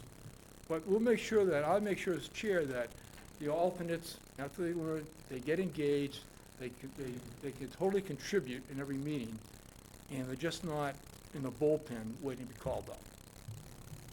Right, so just want to address that, and hopefully there's some people out there, and I can tell you that, you know, I know some folks, whether it's the planning board or conservation, maybe a regulatory committee might seem a little more difficult, et cetera, or more involved. You know, we meet once a month. We have like three to 4 cases per month, and it's not an unmanageable schedule, you know, to be able to get involved and learn the background of those cases and do the site visits. So it's pretty reasonable, and it gets you engaged in the community, and it is rewarding. And actually, that's good feedback, because I know, Dawn, you know, you're on interview committee. I know that when I was on, there was sometimes feedback that people didn't want to be an alternate. So the point you make is great, Right. because, you know, for people to understand that they're brought into the fold. It's not that they're Absolutely. just, yeah. They're going to all sit up front with their you know, name tags and everything else, and then I make an assignment as far as who's voting. You know, So we're looking for members, and I want you to know the fact that, you know, anyone's listening, that I think you'll enjoy your participation on this board. And I think also you will on the other boards, such as conservation and planning, et cetera, as well. But, and I think that whatever the town can do to motivate folks to get involved, and to let them know about the, you know, about the positions that are available. I mean, just an idea, a suggestion, you know, when we have a town meeting, we have a placard up, people walking in, what committees have vacancies, and have it so they see it. You know, even have a table there, somebody to sign up for town committees or get discussion. I just think people need to know it, because they're not necessarily going on the website and looking under employment, which is where it is right now. You know, so just getting the word out there, and we're, as a board member and other members, we're trying to tap on individual shoulders and invite people. Sometimes people don't want to step up and volunteer on their own, but if they're asked, you know, they'll volunteer at that point, they'll get involved. So, as board members, if you know folks out there, tap on their shoulder, hey, we need you to get involved, try it. If after the first year you don't like it, you know, fine, you know, resign, all right? But we think, particularly in our board, that they will enjoy participating. As the conservation did and so forth, others have talked about it, I just want to address one thing as far as support that we get from the staff of the town hall. Right? And I don't think the town hall crew gets enough recognition for the work they do. All right? Rachel Lohr is the zoning enforcement officer and the secretary of the Board of Appeals. Now, over the last almost 6 years now that I've been involved, I've worked with 2 different secretaries of the board, and they did a fine job. But I can tell you that since this position was created, which was by a town meeting, I think last year or the previous year, Yeah. The zoning enforcement officer and assigning Rachel to it, the board is absolutely impressed with the work that she does. You know, and it's been it really is, she's really redefined the role as far as, you know, supporting the board. And particularly, she provides summaries on each case of the board. So that, again, on a new member, they're going to get an excellent summary about the case.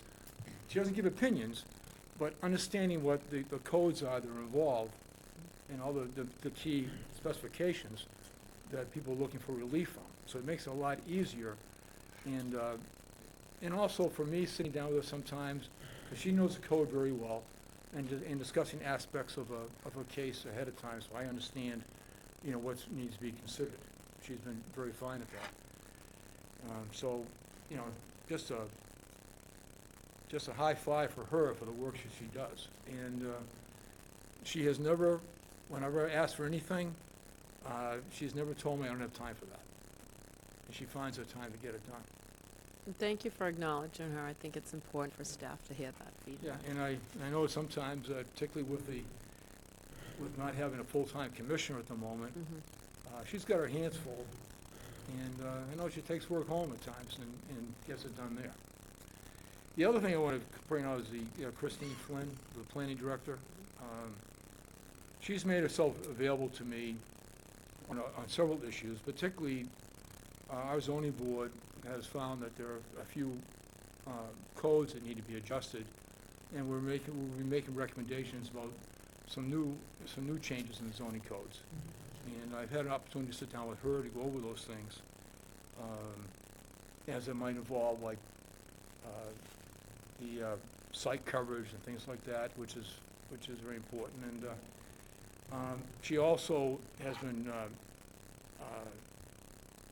helped us set up a recent review with the Mass Housing Partnership of 40B regulations. So we're trying to get ourselves, you know, thoroughly up to date as far as in understanding the, you know, the 40B process, as well as all the, you know, the little issues that can come up, how we are best to administer, you know, that 40B regulations, and as well as, you know, conduct our meetings. Okay. And regarding that, we recently, because Rachel actually found the fact that she felt that items were missing, we did recently, and it's on the website, we updated the CPA of the comprehensive permit application. And the town administration helped me with that as well, and I had input from Mass Housing Partnership on what they felt should be added to the application. Then it was at the suggestion of the administration did forward it to Amy Questle, and she went through it thoroughly, and we updated the application, which is now on the website. 2 years ago, we had done a revision, and that went before your board because we changed the permitting fees. We had raised them up, but we did not adjust the permitting fees.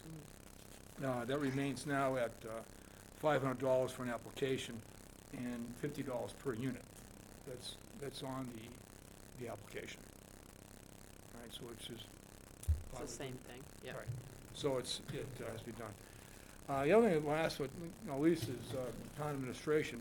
Joe and his staff have been available to me whenever I had a key issue to discuss, and he has put together, when needed, other resources from the town departments, to address things, which we did most recently on chapter, what's in chapter 17, I forget the chapter number, but anyway, 78 regarding trees, okay? Oh, yeah. Okay, so we took care of that scenario.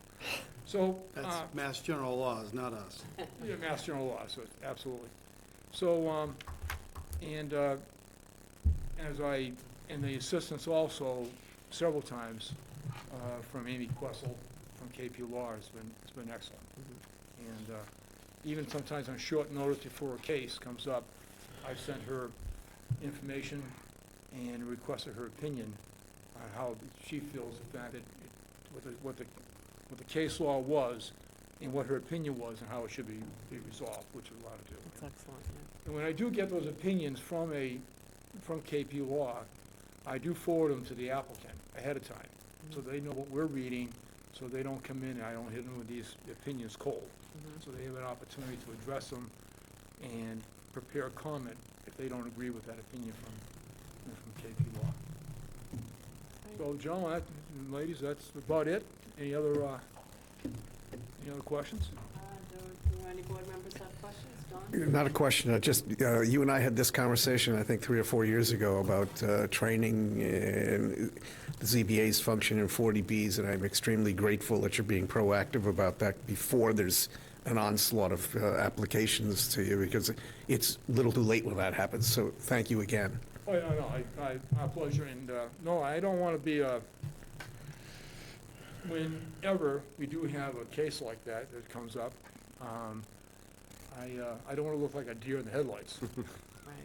Because that won't go over very well. All right, so we're trying to learn, the whole board's trying to learn, so we can, productively, manage a meeting. Right. No, I appreciate your time, great information. Okay.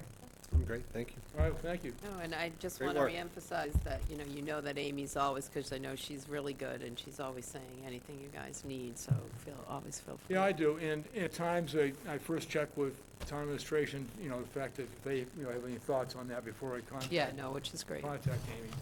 But, it's worked out very well. Okay. So we'll try Yeah. to find you some more board members. Yeah, and again, if anybody up front wants to talk to me about participating in the board and how things work, either have them come to a board meeting or let them, building department know, and have Rachel, I'll reach out to them, give them information to Rachel, and I'll reach out to them to discuss it. Great. We're always up for recruits. Okay, folks. Thank you. Thanks a lot. Thanks again. Thanks again, Brian, for all your time. My pleasure. I'll look for that sign next year. Yeah. You're gonna get Mary back as a special town employee, so she can announce all the vacancies at the beginning of every I know, meeting right? again. We tried that for quite some time. I say a reverse text.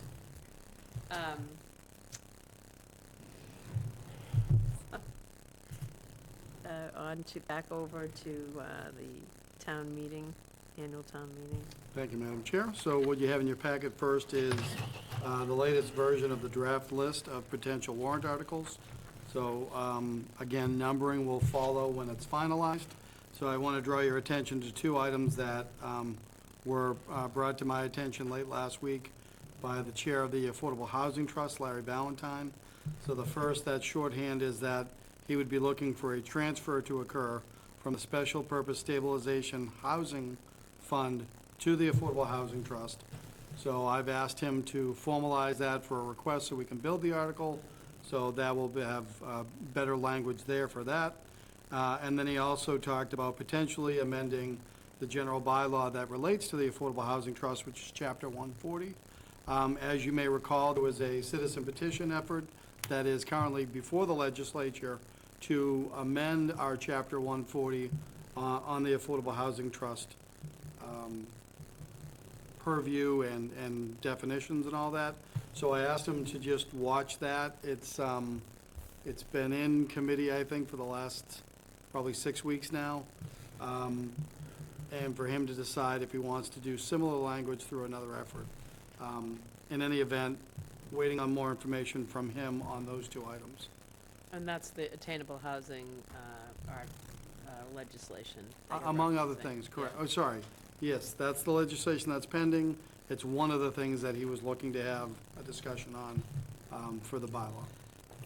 Yeah, I hate to even ask this question, but legislative sessions begin, they have a life and they end. Is this one of those off years, or is this December 31st, we start all over again? I believe this is the first of the 2 years for the legislative. Okay, hopper, great. as they call it, I believe. Okay, So unless there's any discussion on that, the other relevant topic this evening is on some of the proposed bylaw amendments to the general bylaws, as I mentioned last week, and I believe in anticipation of a meeting of the Bylaw Charter Review Committee for next week. Just trying to metaphorically phone a friend. Is it next week, Linda? Yeah. Thank you. So what I'd ask the board, you have 3 of the amendments right now, the proposed amendments. So I'd be certainly able to answer or try to answer any questions you have. But I think the next appropriate step is, if the board is willing to have these evaluated, that they've already been transmitted to the Bylaw Charter Review for their review. But I can certainly take any questions or walk you through it, whichever you prefer. I'd like you to, if you would, Madam Chair, go to the other board members first, and then I'll, Okay. if that's okay. Pete? No, I'm happy to hear the response from the Bylaw Charter Review Committee. Me too. That's why we ask for advice. Well, then I'll bring it up now. The only reason actually, Linda, would you mind coming up, if you don't mind? I know it's, well, we could come to you if you'd like.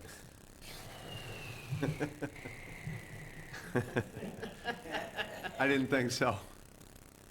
If we take a look at Article 3, Boards and Committees,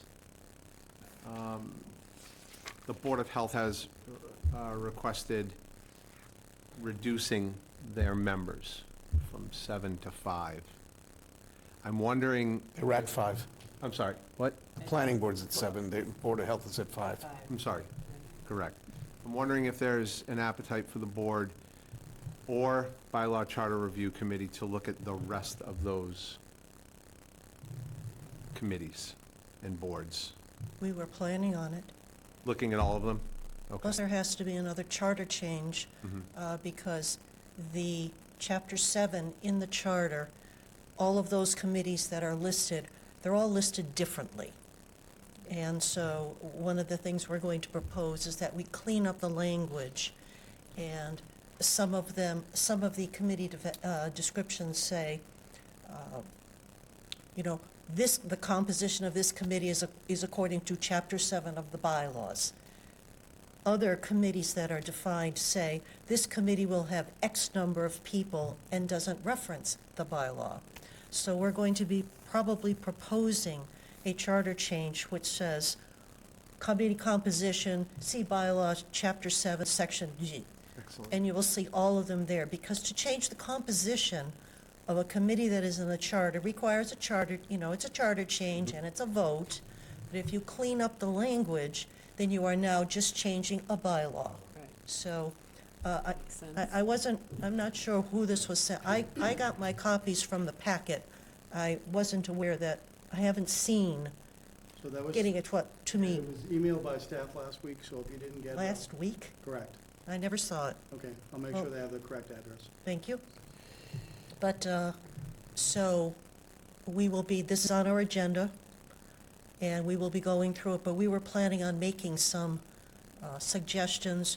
We're kind of working on a letter that will come to the Select Board, as we did last year, and said, these are things we're suggesting. We're going to bring some things back that you declined to even think about. We're going to bring them back, and we're going to have some new ones. That's great. And then lastly, Joe, would bylaw change from Larry Valentine 140, would that be something we want to get to them before their Yes, meeting? so any prospective general bylaw changes go before bylaw charter review, as well as any prospective charter changes. I get So that. I'm once just we saying, have the well, language? Once we have the language. Yep. Okay. Standard would be I'd make the board aware of it. Unless there's objection, it would go to bylaw charter review. Great. So And there's a this- few others that may be out there on amendments that I'm still waiting for staff to report back on.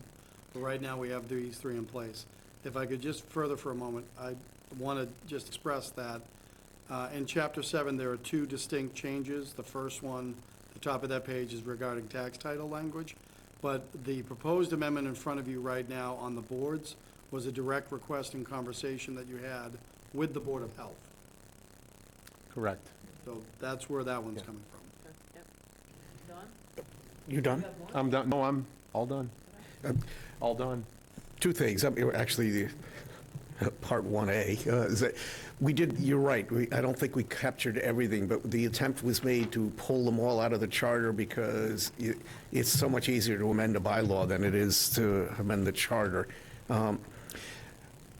As far as some of the minutia goes, the two alternates, while we agreed with the concept, to my knowledge, no one has outlined what their authority is, because I know, like the planning board, you can only sit in on certain actions of the planning board by law.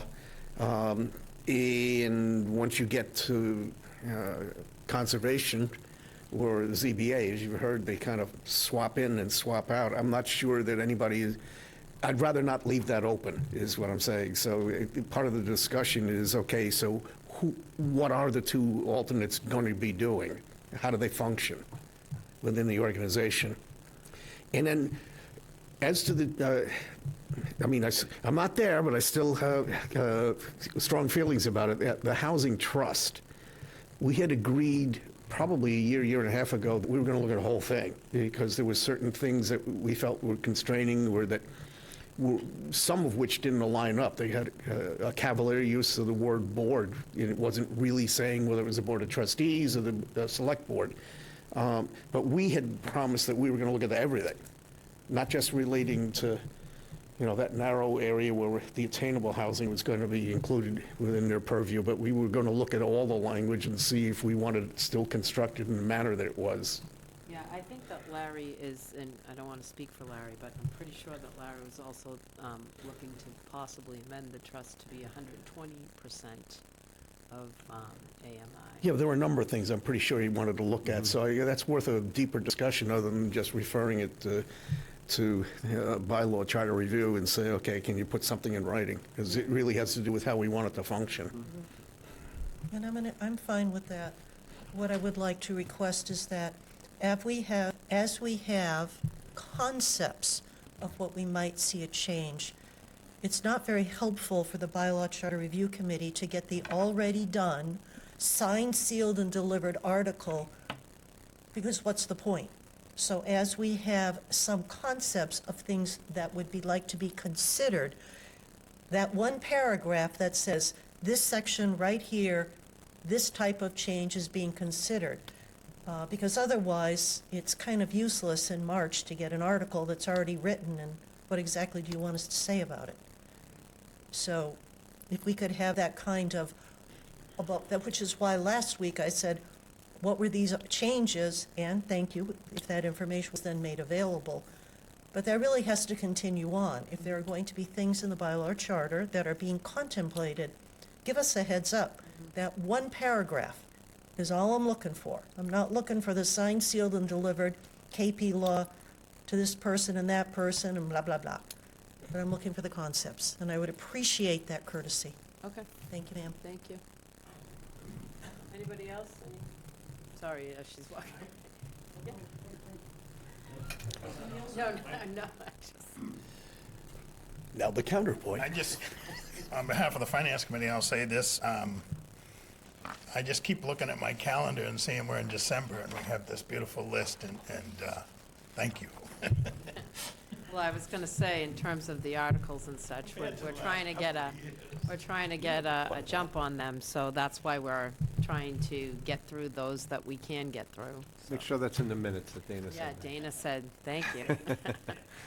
Hello again. As a complete outsider, where can I find definitions of what a committee is, what a commission is, what a board is, what a trust is?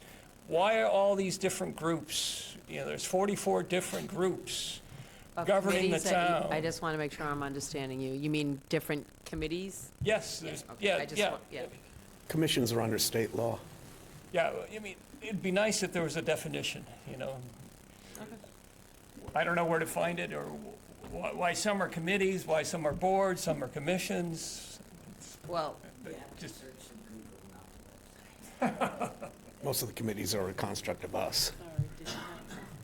I didn't get the reference to the number of 44. Otherwise, the names are as they're listed in the bylaws. I think Patrick, you're referring to an actual definition of what makes something a committee versus a board?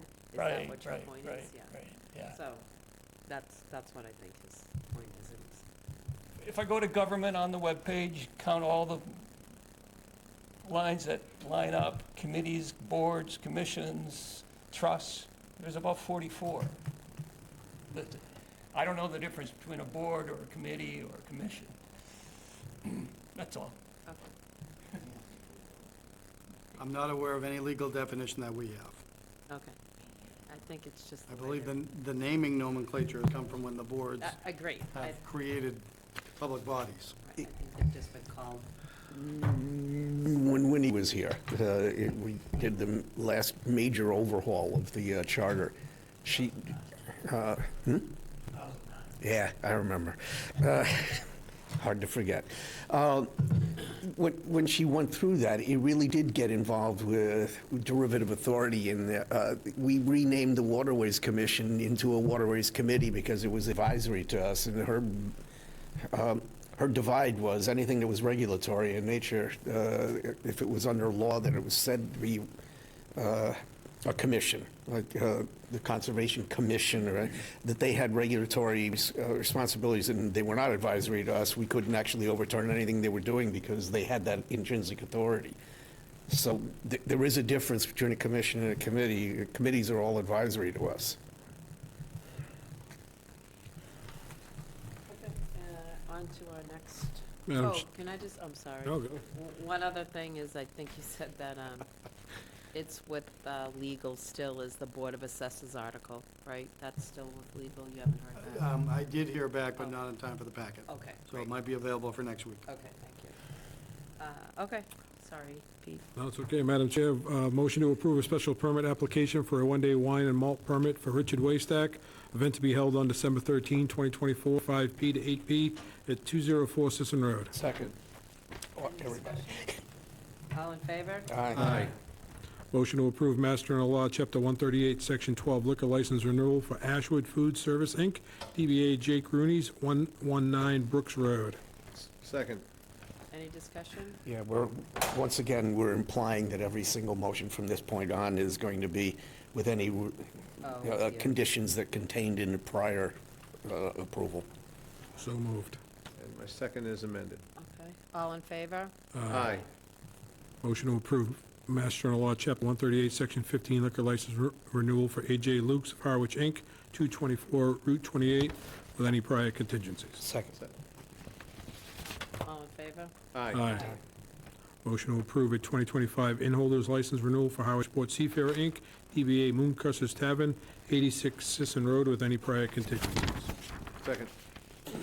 All, Trying to odd even this. any discussion? All in favor? Aye. Item E, vote to approve the following 2025 common vitilla license renewals. Number 1, Ashwood Food Services, Inc., DBA Jake Rooney's, 119 Brooks Road.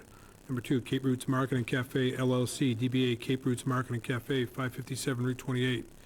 CDVT Corp., DBA Heart of the Sea, 1421 Orleans Road. Dent Donuts, LLC, DBA Dunkin' Donuts, 175 Route 137. Dent Donuts, LLC, DBA Dunkin' Donuts, 481 Route 28. Hot Stove, Inc., DBA Hot Stove Saloon, 551 Route 28. Milano Hospitality Group, DBA Milano's Italian Kitchen, 278 Route 28. Shooting Star Realty, DBA Booker's Tuscan Roadhouse, 4 Depot Road. Shogun, Inc., DBA Noble House, 21 Route 28. Second. Any discussion on any item? Don? Yeah, this is actually showing my own ignorance here. I didn't vet this down to a real low level, and I'm just questioning here. You've got Dent Donuts on Route 28, that's Harwich Port, I get that. But they got 2 locations on Route 137. I think that I believe the Dent Donuts 175 Route 137, which is the one over by Subway, Mhm.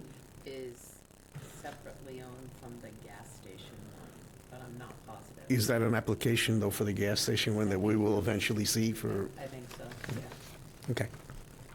And I can follow up with Danielle on I know the franchises, so I get that. that. Yeah.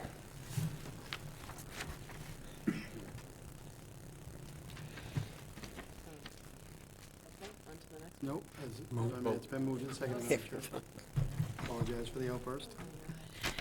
No other discussion, all in favor? Aye.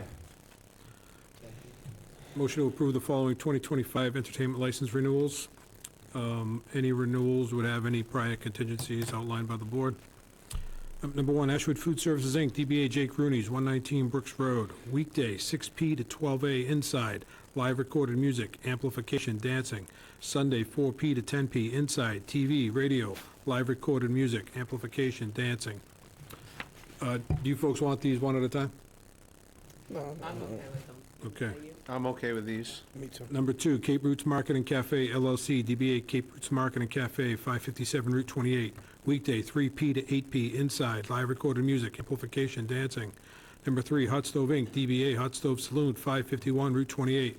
Weekday, 9 p to 12:30 a inside, live recorded music, amplification, dancing.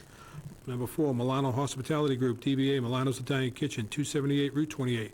Weekday, 4 p to 11 p inside, jukebox, radio, TV.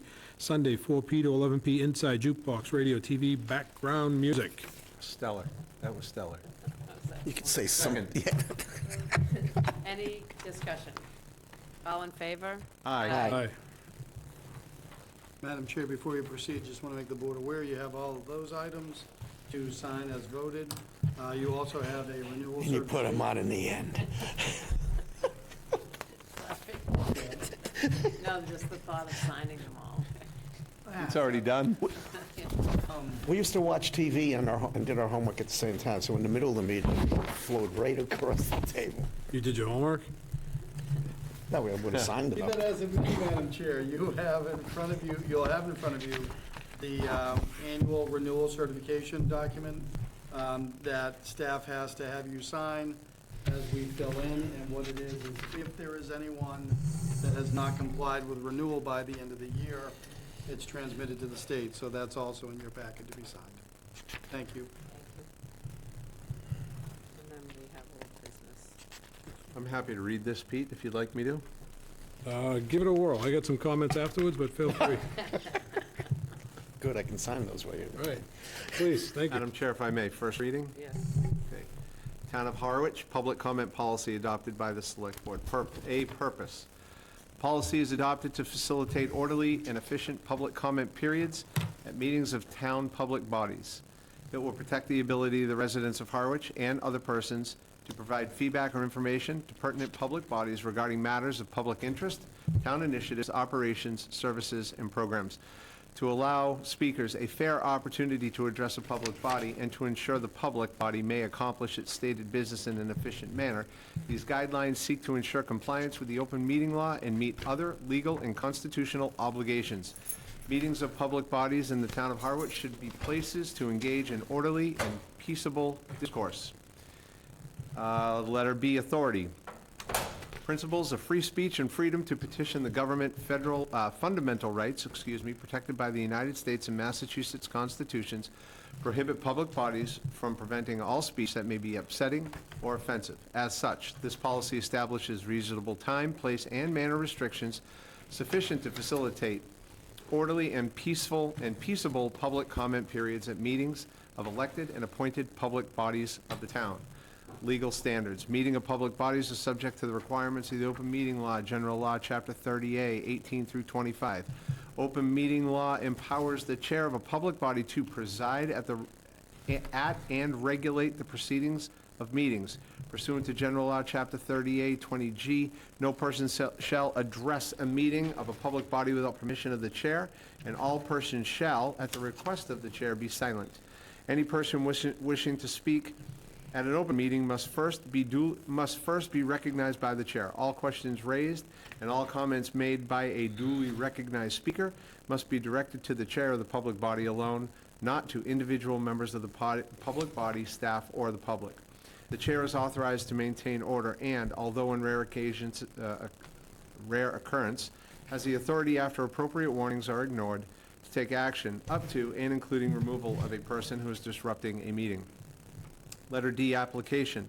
To secure the rights of the public to participate in public comment periods in the town of Harwich in a manner consistent with law and to thereby protect the town and the members of the elected and appointed bodies from civil rights claims, this policy shall apply to all public bodies in the town of Harwich.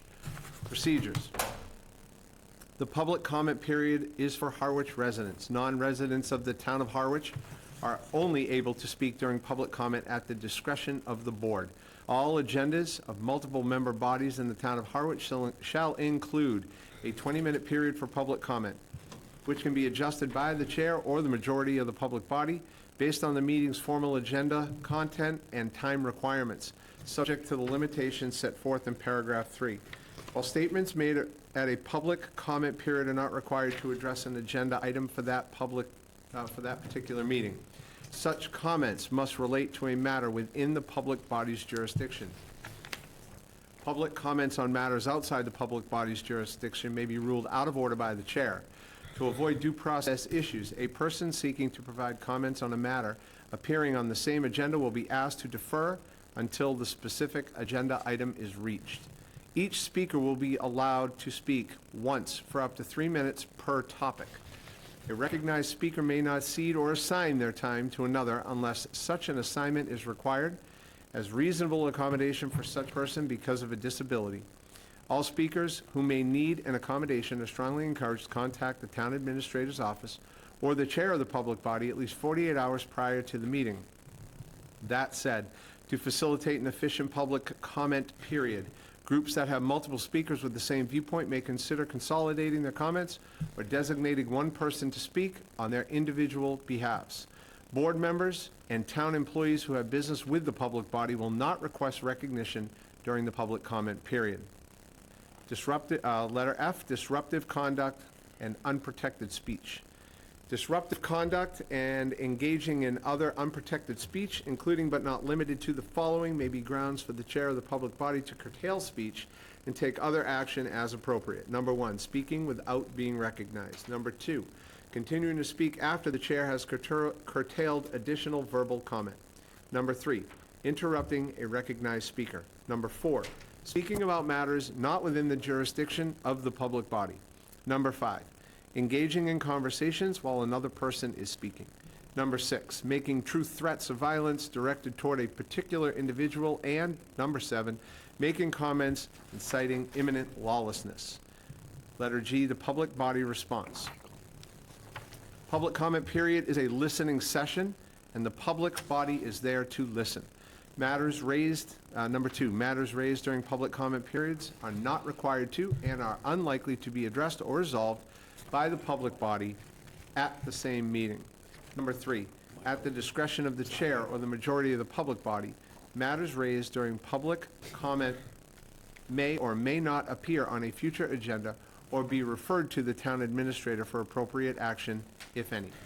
The disclaimer reads, a public comment period is not time for a debate or response to comments by the public body. Comments made during the public comment period do not reflect the views or the positions of the public body.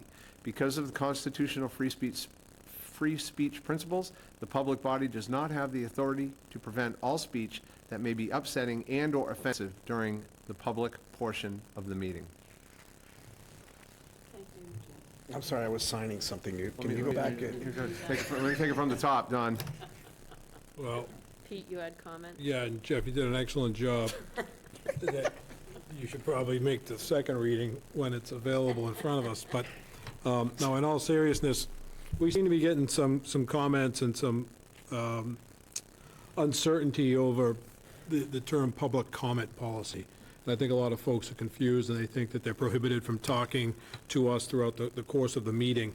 And so I've been deliberating for a couple days now, if not a little bit longer, as far as how we can try to make it a little bit more clear and concise. And, you know, I think at one point I had the policy at like 35 words to try to get it to, you know, make it clear. But after giving it some more thought, I think, and you folks can tell me I'm way off base, but I think if throughout the document, if we change public comment, where we outline public comment, to public comment / announcement, that might help, that might help clean it up. And I just kind of went through, item D has the term under application. Item E has it, which is the procedures section, at least in 1, 2, 3, and 6. Item G has it in the public body response in all 1, 2, and 3 sections, and then in the disclaimer section. So again, where this is the first reading, we are allowed to make some minor edits. And so that would be my recommendation of the board, to simply try to help clear up the confusion that exists out there. No, I think that's a good recommendation. I know to that point, we got a couple of emails, you know, about that. I Right. did go back to explain that, you know, this was a different policy and that, you know, a lot of the professionals that they were concerned with were speaking on agenda items Right, and right. obviously able to speak. But, sorry, did you have something else? Yeah, I mean, but I agree with him, but I actually added the words after the / agenda item. Like, The so we- public comment / what is the second part? Announcement. / announcement, agenda item. Okay, So that means it is related to that, not elsewhere in the meeting. So public comment / announcement, then / again. No slash, just agenda item. We have an agenda item that's called that. Oh, At the top of the meeting. I was not following. Just, if I may, Madam Chair, just making sure I understand what you're both saying. So Don, if you're saying we should add or have it read on our agenda, public comment / announcements agenda item. Not on our agenda. Not no, on our within the agenda, in the policy. All right, thank God, okay. I was going to say, then we need to add it to every other agenda item. No, we're not gonna do that. Understood. That makes sense. And that's what you were getting to, Pete. Yeah. Okay. Yeah, within the policy. I'm still trying to recover from my And reading. I just had one other point, if I could, Madam Chair. On this E procedures, number 1, we list residents, and I know that was a concern, but perhaps resident and non-resident taxpayers. Good catch. I have an item B. Yeah. Speaking as the loyal opposition here. I still don't believe we can compel elected bodies to do anything within their policy, whether that's a hybrid like the Monomoy School Committee or flat out elected like water wastewater commissioners and library trustees. I would recommend that we just add the word appointed boards and committees.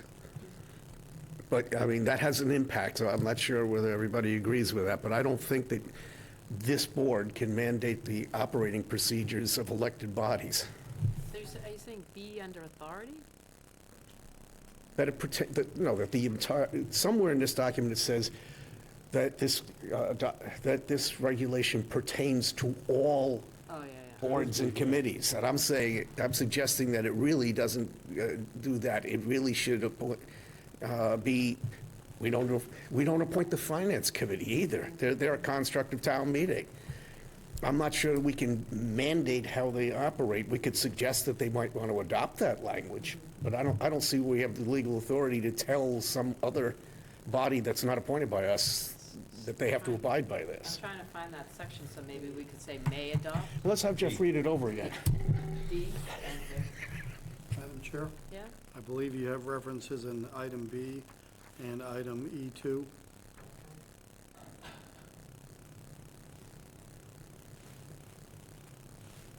If I heard the comments correctly.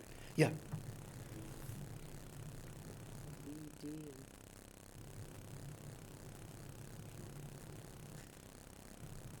Not yet. It's not a massive change, but it does pertain to like 4 different entities. well, I mean, to Pete's point too, that just, made me think of one of the comments, and I think both of those emails were about resident. Like, I Right. made the point, like, as long as you live in town, you Right. could be a renter, whatever, you're Right. just a resident. Yep. So, I don't know, now that we're talking about that, It'd be tough to charge them a tax bill and say that they can't say anything.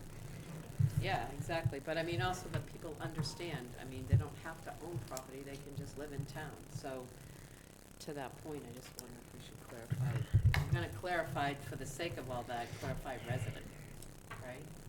So, I'll take another look at That's a non-resident. that. Okay. Well, we can come back, and we're not in a hurry on this, I mean, this. No, and again, in the first reading, we're allowed to make some edits. Right. We didn't redesign the entire No. document, so we could see what the second reading looks like, and I'd have to go back to the policy, but I assume we could. I think we can go, but yeah, I think so. Okay, so we'll make those changes and bring it back. How do you amend the policy on policies, by the way? Delete it. Oh, Hi, Elizabeth Harder. I agree, take out elected, because you can't tell the housing authority what to do, but you can tell the housing committee what to do. And to that end, do you want to put something in here about the policy of whether or not a board will allow someone to speak to an agenda item? Because, this only addresses the public comment section of an agenda. I think there's a section that talks, I feel like it's at the beginning. Beginning kind of talks about Yeah. behavior and opportunity to speak and whatnot, that they have to be recognized by the chair, and So, I mean, I consider that to be more the general overview of someone's participation. yeah, so, I mean, if you think that covers it, okay, but I think it might be more helpful to say specifically, the chair has a right to determine whether or not they will take comments of an agenda item, because, otherwise you get people, sometimes you get people saying, how can you do this without letting us, I mean, I don't so much, but other committees do. So, that's just my suggestion / ask, that maybe there be something, just something to make sure, Okay, well, people don't think this gives them the right to have 3 minutes on an agenda, per person on an agenda item too, or something like that. Thank you. Thank you. John? Yeah, I would suggest that would actually change the scope of what this thing was into something entirely different. And if we do that, it's just kind of pointing out to you that Monomoy School Committee, I remember about 4 or 5 years ago, a select board member went there, tried to ask something after their, quote, public comment period, and was told to sit down and shut up because they had no right to actually say anything during agenda items. I would hate to get into that in this town government, because we have enjoyed operating completely differently from the general court, for instance, where we don't mind you electing us or paying us, but we do mind you saying anything to us. So nobody's allowed to make any kind of public comments when they're deliberating. But that's been a tradition in Harwich for as long as I can remember, that people get up during the meeting, agenda item 7, and they want to talk about something. I would hate to have that at the discretion of an appointed chair that, nope, we're not going to be doing that anymore. That makes sense. Thank you. Okay. So we'll bring it back with some. We voted to have Jeff reread it. With the chief. In Latin. Or Pig Latin, your choice. Okay, Yes, yay. So we'll bring that back. Deteriorating for quickly. revisions. And then item B, we just wanted to have that discussion about the potential joint meeting of the Select Board, Local Planning Committee, and the Planning Board to review the housing production plan, which is for January 7th. With 3 of us are able to go. I know that, Pete, you're not sure yet. Not sure at this point. And I don't think Michael was sure yet. So if for any reason you're both not able to attend, would you be adverse to us attending and bringing back what we have at that meeting and bring it back to you two to see how we're gonna move forward? I'm not adverse. Okay? Including Just because we figure it's, January 7th is a set date for LPC, so we might as well jump on that and then bring back any feedback to you guys. So good with that? Okay. All right, town administrator's report. Thank you, Madam Chair. So, one appointment, one contract, and one program updates. First, I'm thrilled to announce that I have promoted Melissa Cameron in the Treasurer Collector's Office from a payroll position to the role of Assistant Treasurer Collector. You may know Melissa has been with us for about 16 months. She's done a great job where she's at, and dovetails perfectly with Crystal Agender's promotion. The 2 of them, as well as Dave, have done a great job in that office. They continue to learn and grow in the job based on both Eric Kinshirf and Ed Spellman's tutelage. And so Melissa's appointment as Assistant Treasurer Collector is effective tomorrow because it was an internal posting and promotion. Very excited to have her taking that role. I know there were comments earlier, but I'm going to cover a contract for engineering of sidewalk repair and improvements in front of Brooksby Library. Just to say that this is design, let me see here, design work relative to the Brooksby Library project around the sidewalk and the environs there.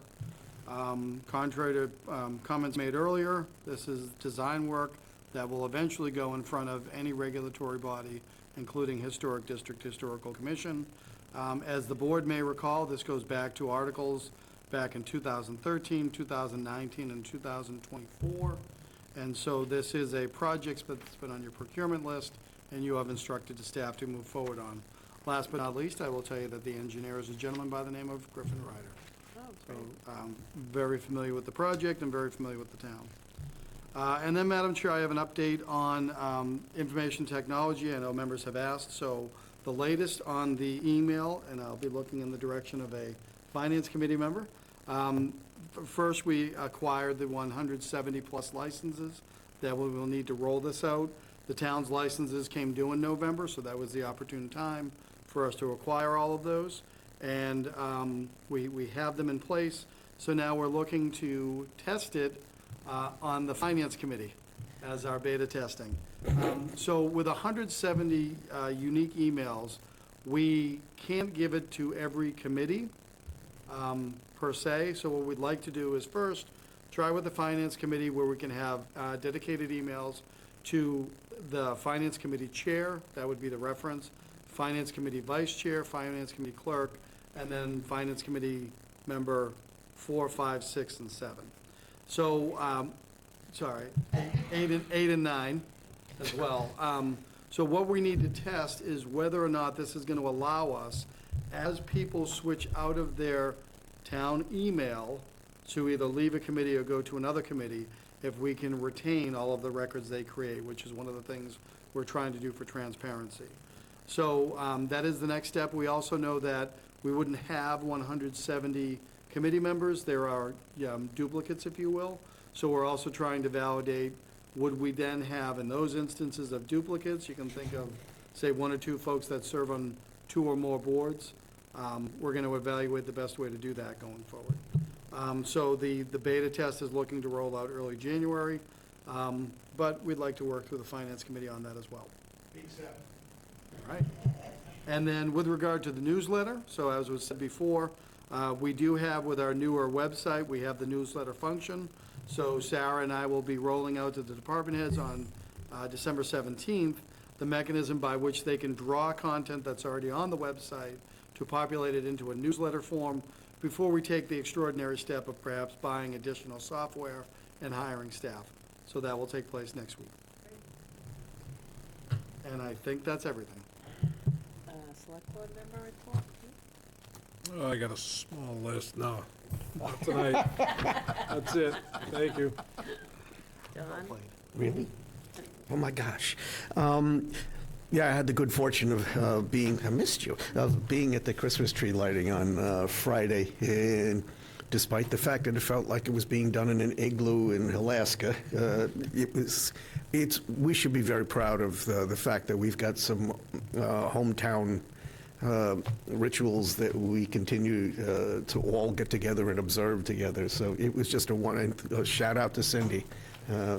She was the whole weekend. I said she should have been on roller skates. She went from there to see Santa in Harwich Port, and the next day was East Harwich. I don't know how she does it, but it was a terrific event.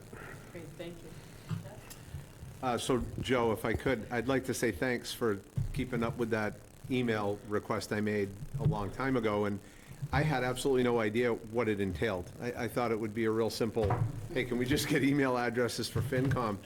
But it turned out to be, and I was part of it, along the way.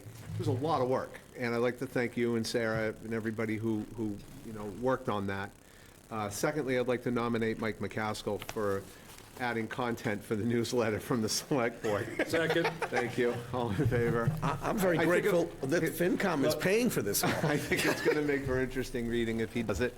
And the only thing I'd like to request, and I don't know if this is the right place to do it or not, but I was at another meeting in the smaller room, and when we stood up to say the Pledge of Allegiance, there was no flag.